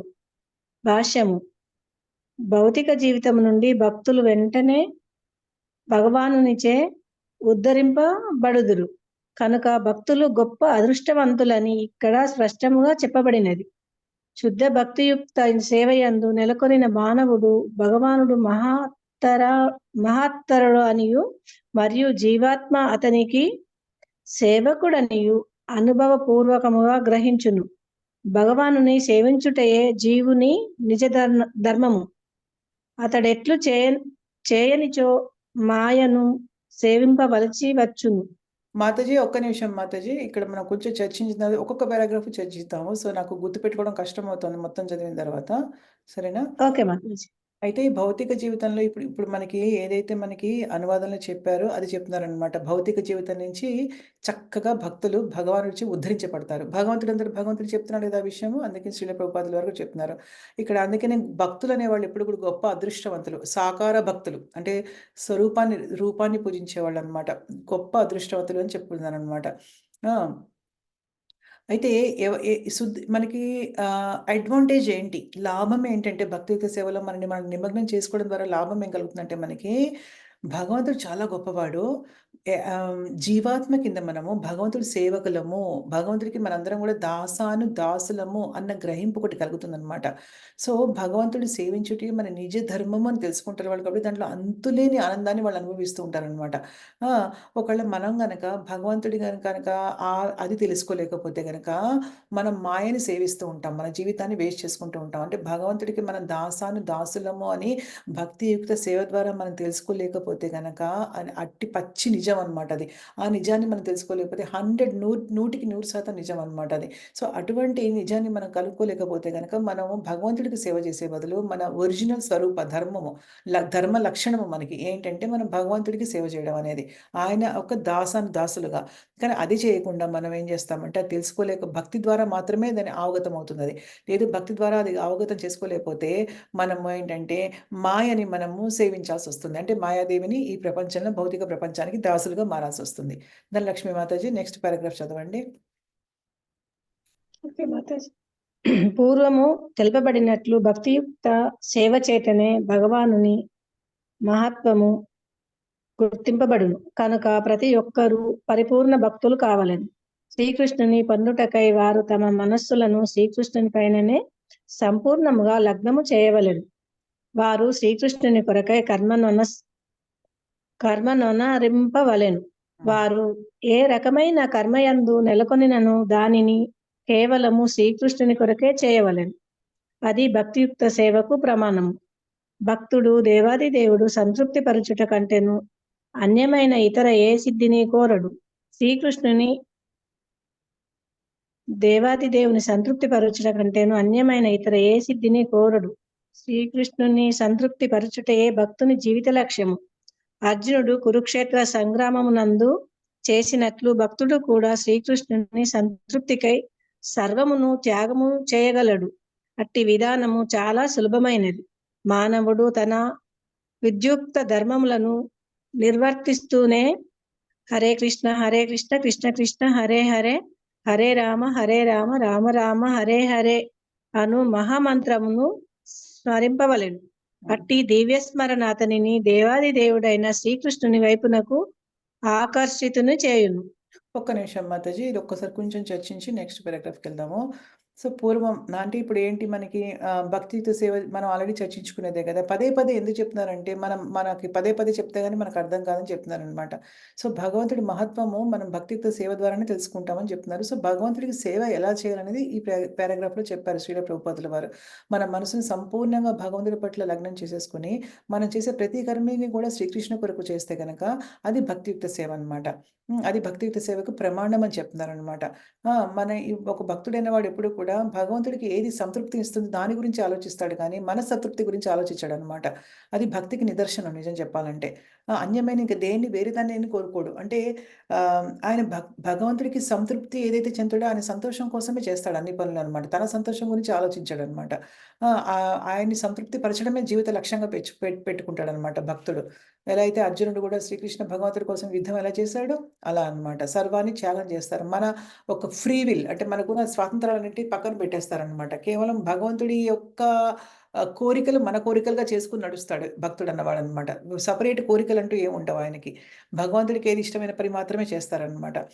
అలా తమ విద్యుత్ ధర్మాల్ని నిర్వర్తిస్తూ హరే కృష్ణ మంత్రాన్ని జపం చేయడంలో చాలా ఆనందం పొందుతాడనమాట. చక్కగా మంత్రాన్ని స్మరిస్తారనమాట. ఆ మంత్రం స్మరించడం ద్వారా ఏమవుతుంది, హరే కృష్ణ మంత్రంలో ఉన్నటువంటి శక్తి ద్వారా మనం కృష్ణ భగవంతుడికి ఆకర్షితులవుతాం అనమాట. ఇలా భక్తియుక్త సేవా విధానం నడుస్తుందని చెప్తున్నారనమాట. మాతాజీ మీరు ఇంతవరకు చదవండి ఇంక కొంచెము. ఒక పారాగ్రాఫ్ చదవండి. ఆ విధముగా హరే కృష్ణ ఆ విధం మాతాజీ. రాధికా మాతాజీ పిలిచారు మాతాజీ మధ్యలో నేను.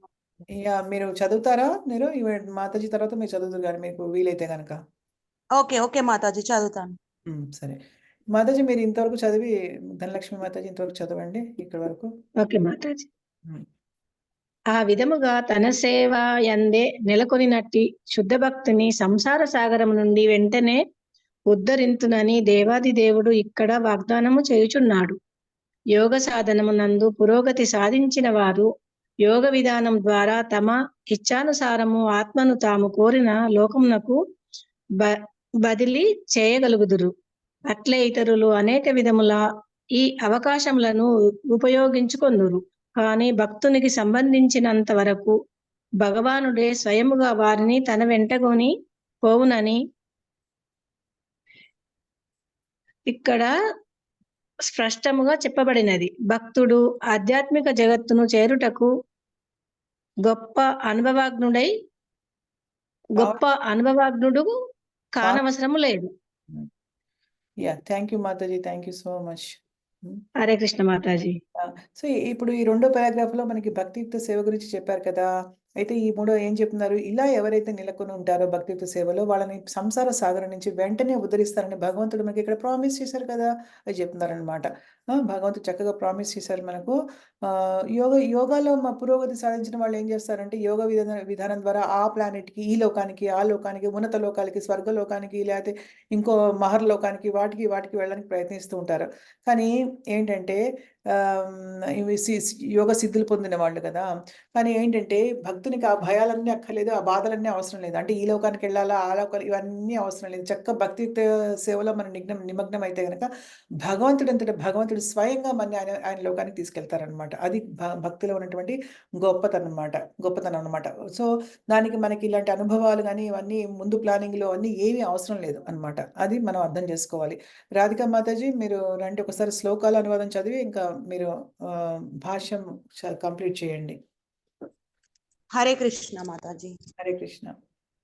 ఏతు సర్వాణి కర్మాణి మయి సన్నస్య మత్సరా అనన్యైవ యోగేన మాం ధ్యాయంత ఉపాసతే తేషామహం సముద్ధర్త మృత్యు సంసార సాగరాత్ భవామి న చిరాత్ పరద్ధ మయ్యావేశిత చేతసాన్.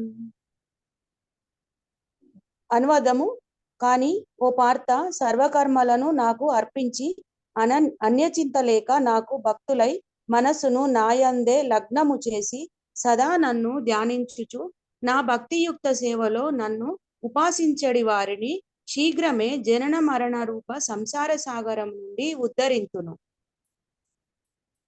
ఇక్కడి నుంచి చెప్పండి. ఇక్కడ ఈ విషయమున వరాహ పురాణమునందు ఈ శ్లోకం గలదు. నయామి పరమం స్థానమర్చిరా గతితం వినా గరుడ స్కందమారోప్య యదేచ్ఛమనివారితః. ఈ శ్లోకపు సారాంశమేమనగా భక్తుడు తన ఆత్మను ఆధ్యాత్మిక లోకములకు బదిలీ చేయుటకు అష్టాంగ యోగ పద్ధతిని అభ్యసించనవసరము లేదు. ఎందుకనగా దేవాది దేవుడే స్వయముగా ఈ బాధ్యతను వహించును. తానే స్వయముగా తరింపచేయుచున్నానని దేవాది దేవుడైన శ్రీకృష్ణ భగవానుడు ఇక్కడ స్పష్టముగా చెప్పుచున్నాడు. బాలుని తల్లిదండ్రులు రక్షణ విషయమున సంపూర్ణ శ్రద్ధ వహించియుండుటచే అతని స్థితి మిక్కిలి సురక్షితమగును. అట్లే భక్తుడు యోగాభ్యాసముచే ఇతర లోకములకు చేరి యత్నింపనవసరం లేదు. దేవాది దేవుడే అపారమైన కృపతో వెంటనే తన గరుడ వాహనముపై అరుదించి భక్తుని సంసార సాగరం నుండి ఉద్ధరించును. సముద్రంలో పడినవాడు ఈతలో ఎంతటి గొప్ప నేర్పరి అయినను రక్షింపబడుటకు తీవ్రముగా ఎంత యత్నించినను తనను తాను రక్షించుకొనలేడు. కాని ఎవరైనను చేయూతనందించి నీటి నుండి అతనిని పైకి తీసినచో అతడు సులభంగా రక్షింపబడును. అట్లే భగవానుడు కూడా భక్తుని సంసార సాగరం నుండి ఉద్ధరించును. అందులకై భక్తుడు సులభమైన కృష్ణ చైతన్య విధానమును అభ్యసించుచు పూర్తిగా భక్తియుక్త సేవయందు నెలకొనియుండుటయే చేయవలెను. కనుకనే బుద్ధిమంతుడు ఇతర మార్గములన్నిటికంటేను భక్తియుక్త సేవకై ఎల్లప్పుడూ ప్రాధాన్యమివ్వవలెను. నారాయణీయము నందు ఇట్లు సమర్థించబడినది. యావై సాధనం సంపత్తి పురుషార్థ చతుష్టయే తయా వినా దాప్నోతి నరో నారాయణాశ్రయః. మానవుడు కామ్యకర్మలు లేదా మానసిక కల్పనా విధానముతో జ్ఞానము పార్జన వంటి వివిధ విధానములందు నెలకొనరాదనేది ఈ శ్లోకపు సారాంశము. దేవాది దేవుని ఎడ భక్తి కలిగిన వాడు ఇతర యోగ విధానముల ద్వారా మానసిక కల్పనము, కర్మాచరణము, యజ్ఞము, దానము వంటి వాటి ద్వారా కలుగు ప్రయోజనములన్నింటినీ పొందగలడు. భక్తియుక్త సేవ యొక్క ప్రత్యేక వరదానం ఇదియే. కేవలం హరే కృష్ణ కృష్ణ కృష్ణ హరే హరే, హరే రామ రామ రామ హరే హరే అనే నామ సంకీర్తనను చేయుట ద్వారా భక్తుడు పరమ లక్ష్యమును సులభముగాను మరియు సుఖకరముగాను పొందగలడు. అట్టి లక్ష్యమును పొందుట మరి ఏ ఇతర ధర్మ విధానము చేతను సాధ్యపడదు. భగవద్గీత సారాంశము 18.66 అందు ఇట్లు చెప్పబడినది. సర్వధర్మాన్ పరిత్యజ్య మామేకం శరణం వ్రజ, అహం త్వాం సర్వ పాపేభ్యో మోక్షయిష్యామి మా చుచా. ఆత్మానుభూతికి సంబంధించిన ఇతర విధానములన్నింటినీ త్యజించి మానవుడు కృష్ణ చైతన్యముతో భక్తియుక్త సేవను మాత్రమే వనరించవలెను. అది మానవుని జీవిత సంసిద్ధిని పొందినట్లుగా చేయగలదు. దేవాది దేవుడే అతని సంపూర్ణ బాధ్యతను వహించును. కనుక అతడు పూర్వజన్మములోని పాపకార్యములను పరిగణించనవసరం లేదు. కావున మానవుడు ఆధ్యాత్మికానుభూతి విషయమునందు తనను తానే స్వయముగా ఉద్ధరించుకొనుటకు వ్యర్థముగా ఇతర ప్రయత్నములేవి చేయనవసరము లేదు. ప్రతి ఒక్కరూ సర్వశక్తిమంతుడును దేవాది దేవుడైన శ్రీకృష్ణుని శరణు పొందుదురుగాక. అదే జీవితపు అత్యున్నత పరిపూర్ణత్వము. Hare Krishna Mataji. Thank you Mataji, thank you so much. ఈ శ్లోకం చాలా బాగా చదివారు. సర్వధర్మాలు మీకు వచ్చా? ఇది ఇంతకుముందు బాగా వచ్చినట్టుగా అనిపించింది. ఇంతకు ముందే కొన్ని శ్లోకాలు నోటెడ్ ఉండే మాతాజీ, ఇది కొంచెం పర్ఫెక్ట్. యా, చాలా బాగా చదివారు. అందుకని నాకు వెంటనే అర్థమైపోయింది. ధన్యవాదాలు Mataji. Thank you Mataji, thank you so much. So మనం డిస్కస్ చేద్దాం, ఇప్పుడు చర్చిద్దాం. ఇప్పుడు ఇది వరాహ శ్లోకంలో ఏముంది ఇక్కడ? ఇది మీకు కొంచెం ఇలా మొత్తం జరిగినప్పుడు కొంచెం కష్టం, కానీ నేను చూసుకుంటూ చెప్తూ ఉంటాను.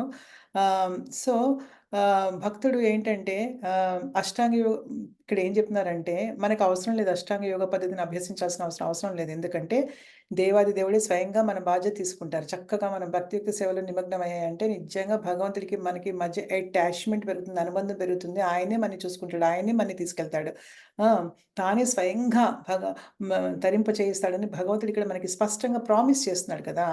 ఇప్పుడు ఎలా అయితే చిన్నపిల్లాడి సంరక్షణ తల్లిదండ్రులు ఎలా తీసుకుంటారో, అలాగే జస్ట్ మనం భగవంతుడి నామాన్ని తీసుకుంటే అంతే, ఇంకా ఆయనదే బాధ్యత మందనమాట. మనం దేనికి బాధపడక్కర్లేదు. మన జీవితంలో మనం అనుకుంటాం, మనం అన్నిటి కోసం ప్రయత్నం చేస్తూ ఉంటాము. అసలు దేనికోసం ప్రయత్నం అవసరం లేదు. నిజంగా మనం భక్తియుక్త సేవలో కనుక మనల్ని మనం నిమగ్నం చేసుకుని చక్కగా ఇష్టపూర్వకంగా ప్రేమగా భగవంతుడికి ఎప్పుడైతే మనం భక్తియుక్త సేవ చేయగలుగుతామో అప్పుడు మిగతావన్నీ ఆటోమేటిక్‌గా భగవంతుడే ఇస్తాడు మనకి. ఆ సులువైనటువంటి సీక్రెట్ ఎవరికీ తెలీదది నిజం చెప్పాలంటే. అందరూ కూడా అజ్ఞానంలో ఉంటారు. ఏంటంటే భగవంతుడి సేవను మానేసుకొని వేరేవన్నీ భగవంతుడి దగ్గరికెళ్ళి విన్నపాలు చేసుకుంటూ ఉంటారెళ్లి. హ్మ్. ఎంత అమాయకత్వం అది. మన కోటాలో ఉన్నది భగవంతుడు మనకి ఎలాగో ఇచ్చి తీరుతాడు. దానికి మనం ప్రత్యేకంగా ప్రయత్నం ఏమి చేయక్కర్లే మన జీవితంలో. కదా! ఆ మాత్రం తెలివి ఉండాలి. ఎందుకంటే ఏ విషయమైనా తీసుకుంటే మనం భగవంతుడు మన కోటాలో ఉన్నది మనకిచ్చి తీరుతాడాయన. ఆయన ఆయన లేకుండా ఏమి చేయడు మనకి. దానికోసం భగవంతుడిని వేడుకోవడం కంటే మూర్ఖత్వం ఇంకోటి లేదు. ఎందుకంటే దానికంటే విలువైనవి చాలా ఉన్నాయి భగవంతుడిని కోరుకోవడానికి. ఎందుకంటే ఆయనే కావాలని కోరుకుంటే మిగతావన్నీ ఆయనే ఇస్తాడు గదా! ఆయన అన్ని ఐశ్వర్యాలకి అధినాయకుడు కదా! నిజం చెప్పాలంటే. సో, మనకి ఏది కావాలో అది ఇస్తాడు. చెప్పాడు కదా ఆయన అనన్యాశ్చింతయంతో మాం ఏ జన పర్యుపాసతే తేషాం నిత్యాభియుక్తానాం యోగక్షేమ వహామ్యహం అని చక్కగా వాళ్ళ యోగక్షేమాలు నేను చూసుకుంటారు. అనన్యా చింతయంతో మాం నా చింత ఎవరైతే చేస్తారో అనన్య ఎల్లప్పుడూ ఆల్‌వేస్ వాళ్ళ యొక్క యోగక్షేమాలు నేను చూసుకుంటానని భగవంతుడు చెప్పాడు. అసలు భగవంతుడి ప్రామిసెస్ మీద మనకు నమ్మకమే లేదు. ఆయన వాగ్దానాల మీద మనకి నమ్మకమే లేదనమాట. సో, అసలు వేరేవేమి భగవంతుడిని అవసరం అడగక్కర్లేదు. మనం జస్ట్ మనం అంటే ఇప్పుడు చెప్తారు గదా! ఇప్పుడు చాలా బాధ్యతలున్నాయండి మాకు నిజంగా చెప్పాలంటే. మా పిల్లల పెళ్ళిళ్ళు చేయాలి, మా పిల్లలు చదివించుకోవాలి, ఇంకా మా మనవల్ని గూడా ఇంకా అది జేయాలి, ఇది జేయాలి. మన పిల్లలే గాదు ఇంకా మనవళ్ళు గూడా ఇంకా అది జేయాలి, ఇది జేయాలి. ఇప్పుడు కమిట్మెంట్స్ ఉన్నాయంటారు కొంతమంది. నేను చాలా మంది దగ్గర వింటున్నాను.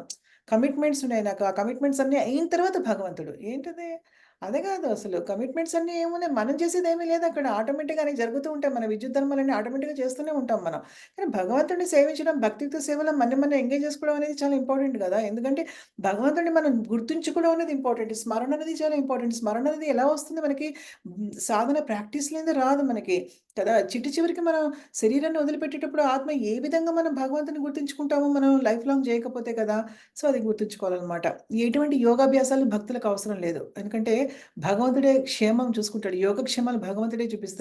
చూపించి గరుడ వాహనం మీద స్వయంగా వస్తాడు మనని తీసుకెళ్ళడానికి అన్నమాట. గరుడ వాహనం మీద స్వయంగా వస్తారంట భగవంతుడు చూసుకోండి. లేకపోతే ఆధ్యాత్మిక విమానం పంపిస్తారు మన కోసం భగవంతుడు. అంత ఏర్పాట్లు చేయగలుగుతాడు ఆయన నిజం చెప్పాలంటే. మనకు ఆ భక్తి ఉండాలే గాని నిజంగా. ఆ! ఇది ఇప్పుడు సముద్రంలో ఎంత ఈతగాడైనా గజ ఈతగాడికి ఎంత పొగరుంటుంది. నేను గజ ఈతగాడిని. నాకెంత ఈత వచ్చు. సముద్రంలో పడిపోయినప్పుడు నిజంగా ఈదగల సముద్రాన్ని ఎవరైనా వచ్చి రక్షిస్తే గాని రక్షింపబడలేడు వాళ్ళు. అలాగే మనం సంసారంలో సముద్ర సాగరంలో కొట్టుకొని పోతూ ఉన్నాం. కొట్టుకొని పోతున్నాం. ఇప్పుడు ఈ జన్మలో గాదు ఇంకా ఎన్నెన్ని జన్మలు కోట్ల కొలది జన్మల కొద్దీ కొట్టుకొని పోతూ ఉన్నాం. అసలు అక్కడ ఒడ్డుకి చేరే ఉపాయమే లేదు మన దగ్గర అసలు నిజం చెప్పాలంటే. అన్‌లెస్ భగవంతుడు స్వయంగా మనని ఇలా పైకి లాగితే గాని మనం రాలేము. అంటే భగవంతుడు ఎందుకు లాగుతాడు? మనం ఆయన్ని శరణు వేడుకుందే ఆయన లాగడు గదా! సో, భగవంతుని శరణు వేడుకోవాలి. సో, ఆయనకి సేవ చేయాలి. ఆయన భక్తిలో మనం ఎంగేజ్ చేసుకోవాలనమాట. ఆ! సో, నారాయణ మిమ్మల్ని ఏం చెప్పిందిక్కడ? ఏం చెప్పారంటే కామ్య కర్మలు అంటే ఇది జ్ఞాన యోగాల వల్ల లేకపోతే కర్మయోగా వల్ల భగవంతుడిని చేరుకోకూడదు అని చెప్పారనమాట. సో, అది ఉత్తమమైనటువంటి పద్ధతి కాదు అనమాట. మానసిక కల్పము, కల్పనలు లేకపోతే కర్మాచరణలు, యజ్ఞం, దానం వంటి ద్వారా ఇవన్నీ గూడా మనం భగవంతుడిని సంతృప్తి పరచలేము. మనం భక్తి ద్వారా ఆయన్ని సంతృప్తి పరిస్తే ఇవన్నీ చేసినట్టే లెక్క. వీటన్నిటికి చేసినటువంటి ఫలితము. అంతెందుకు వేల కొద్దీ అశ్వమేధ యాగాలు చేసినటువంటి ఫలితం వస్తుంది భగవంతుడి సేవ ద్వారా. అసలు రానిదంటూ ఏమీ లేదసలు నిజంగా. కోట్ల కొలది ఏళ్ళు మనము చేసినటువంటి తపస్సులు ఫలితం వస్తుంది నిజంగా చెప్పాలంటే. ఎన్ని ఫలితాలొస్తాయో భక్తి ద్వారా చెప్పలేం. అన్ని ఫలితాలొస్తాయి. కేవలం హరే కృష్ణ, కృష్ణ కృష్ణ హరే హరే, హరే రామ, రామ రామ హరే హరే. మనం చెప్పే మంత్రాన్ని మనం జాగ్రత్తగా వింటూ మన సాధన చేస్తూ ఉంటే మనకు అన్ని రకమైనటువంటి పుణ్యాలు వచ్చేస్తాయి అసలు. వేరేవేవి చేయకుండానే వచ్చేస్తాయి అన్ని. అంత పవర్‌ఫుల్ ఉందని చెప్తున్నాననమాట. ఇగో హరే కృష్ణ మంత్రము నామ సంకీర్తన చేయడం ద్వారా భక్తుడు పరమ లక్ష్యాన్ని సులభంగాను, సుఖకరంగా పొందుతాడు పరమ లక్ష్యాన్ని. ఏమాత్రం కష్టం ఉందా? చాంటింగ్ చేయడంలో ఏమైనా కష్టం ఉందా? మహా అయితే మన కుర్చీలో కూర్చొని చేయొచ్చు. పోనీ ఒళ్ళు నొప్పులుంటే కింద కూర్చోక్కర్లేదు. కుర్చీలో కూర్చోవచ్చు. కాళ్ళు ఇలా జాపుకొని కూడా చేయొచ్చు. కావాల్సింది మనకి శరీరానికి సంబంధించింది కదా! మనస్సు కదా లగ్నం చేయాల్సింది. స్మరణ కదా చేయాల్సింది భగవంతుడిది. ఎంతో ఆనందంగా చేయొచ్చు మనం అసలు. దానిలో మనం ఏమన్నా కూలీ వాళ్ళలాగా ఏమన్నా బస్తాలు మోస్తున్నామా వీపుల మీద? ఏమైనా ఎండలో ఏమన్నా కువైట్‌లో లేకపోతే దుబాయ్ లాంటి వాటిలో ఏమైనా ఎండలో మనం ఏమైనా గోవుల్ని కాస్తున్నామా? ఎడారుల లాంటిలో ఇప్పుడు చాలామంది వీడియోలు పెడుతున్నారు కదా! యూట్యూబుల్లో. గవర్నమెంట్ రక్షిస్తోంది వాళ్ళని ఏడుస్తూ. అలాంటివి ఏమైనా చేస్తున్నామా? ఏమీ లేదు. మన ఇంట్లో మనం సుఖవంతంగా కూర్చొని ఒక కుర్చీలో కూడా కూర్చోవచ్చు చక్కగా. బాసిపట్లేసుకొని కూర్చోవచ్చు. మంచిగా మడతేసుకొని కూర్చోవచ్చు. ఎలా అయినా కూర్చోవచ్చు. జస్ట్ మనం చెప్పే మంత్రాన్ని మనం వింటుంటే మనకి ఇంత అద్భుతమైనటువంటి ఫలితాలొస్తున్నాయంటే ఈ ఎటువంటి వాళ్ళైనా కూడా తెలివిగల వాళ్ళైతే టక్కుమని తీసుకుంటారు భక్తియుక్త సేవ కదా నిజంగా. ఎందుకంటే ఎటువంటి లక్ష్యాన్నైనా పొందగలుగుతాం భక్తియుక్త సేవ ద్వారా. అసలు పొందలేనిదంటూ ఏమీ లేదు మనకి లైఫ్లో అంటే ఆలోచించుకోండి నిజంగా. భగవంతుడు క్లియర్గా ఇప్పుడు చక్కగా స్వీట్గా చదివారు రాధికా మాతాజీ, సర్వధర్మాన్ పరిత్యజ్య మామేకం శరణం వ్రజ. అన్ని ధర్మాలు వదిలిపెట్టండి మీరు, ఏం వర్రీ అవ్వకండి దేని గురించి, నన్ను శరణ తీసుకోండి చాలు. మీకు పాపాలన్నీ కూడా నేను కరిగించేస్తాను, మిమ్మల్ని నేను చూసుకుంటాను మీకు. సో అని భగవంతుడు చెప్తున్నారు కదా.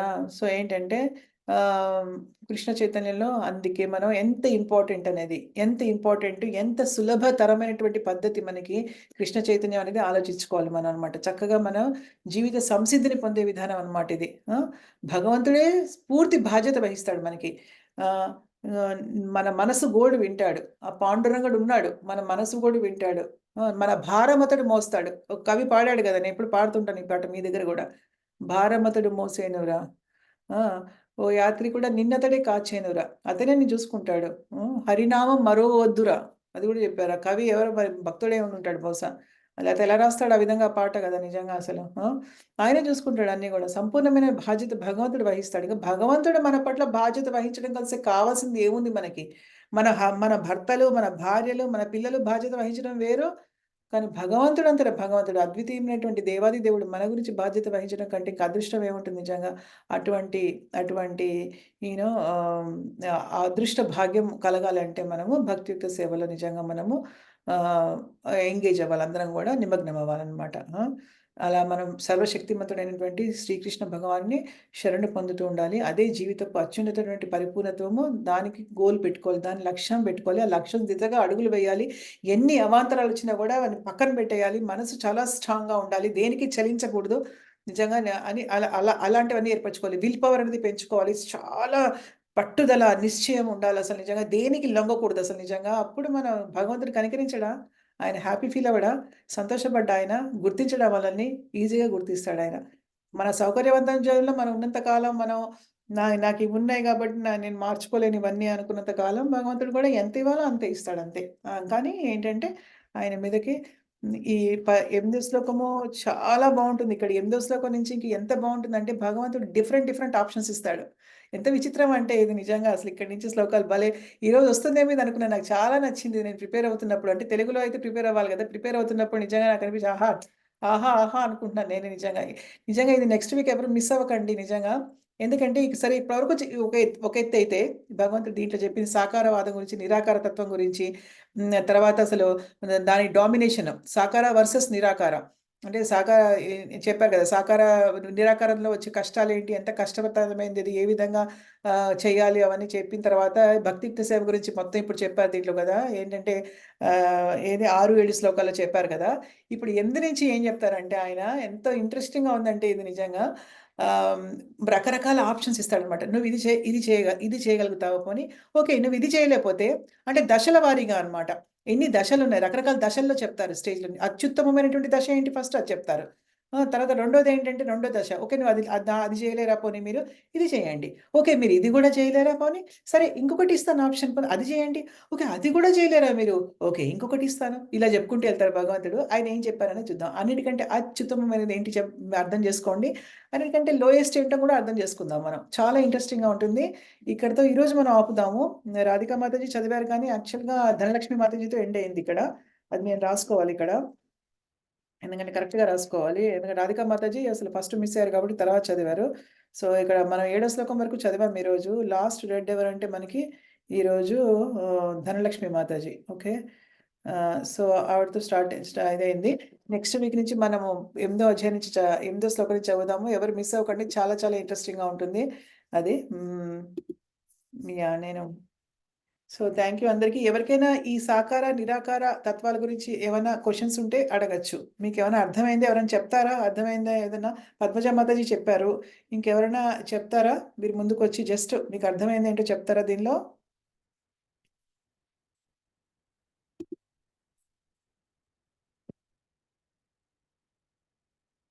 భయపడుతున్నారా ఏంటి చెప్పడానికి? హరిబోల్ అందరు కామ్‌గా ఉన్నారేంటి? మరి రాజేశ్వరి మాతాజీ రాలేదు ఇవాళ. యూజువల్‌గా ఆవిడ ఎప్పుడు మిస్ అవ్వరు అసలు. ఓకే. సరే, ఎవరికైనా ఏమైనా ప్రశ్నలు ఉన్నాయా? లేకపోతే నేను ఏం చేస్తాను కాల్ ఇంకా? ఎవరికైనా అర్థం కాలేదా? సాకార నిరాకార తత్వం ఎవరికైనా అర్థమైందా? అర్థం కాలేదు చెప్పండి పోనీ అట్లీస్ట్. అర్థమైంది. మాతాజీ అర్థమైంది. నా స్వరూపాన్ని మనసుని స్థిరంగా ఉంచుకోమని, శ్రద్ధతో నన్ను అదే శ్రవణం చేయమని, ప్రసాదం అలంకరణ చేయటంలో ఆసక్తి చూపాలని. అంటే నాకు కావాల్సింది ఏంటి, నేను అడిగిన క్వశ్చన్ ఏంటంటే సాకారం అంటే ఏంటి, నిరాకారం అంటే ఏంటి అది అడిగింది. అంటే భక్తియుక్త సేవలో ఉండాలి. భక్తియుక్త సేవలో లేనోళ్ళు నిరాకారవాది కరెక్ట్ అని అర్థమైంది. భక్తియుక్త సేవలో ఒక నిమిషం నర్సీ ప్రభు, మీ దగ్గరికి వస్తాను. భక్తియుక్త సేవలో భగవంతుడిని రూపంలో చూసుకుంటూ భావిస్తూ రూపానికి భక్తి సేవ చేసేవాళ్ళు. అర్థమైందా? రూపానికి సేవ చేసేవాళ్ళు. అక్కడ రూపం వేరు. నిరాకారం నిరాకార అంటే నో ఆకార, అంటే ఆకారం లేదు. ఓకేనా? నిరాకార అంటే ఏంటి? భగవంతుడి శరీరం నుంచి వచ్చే కాంతి, దాన్నే భగవంతుడు అంటారు అనమాట. కానీ అక్కడ భగవంతుడి రూపం కాదు, భగవంతుడి కాంతి అన్నమాట. సరేనా?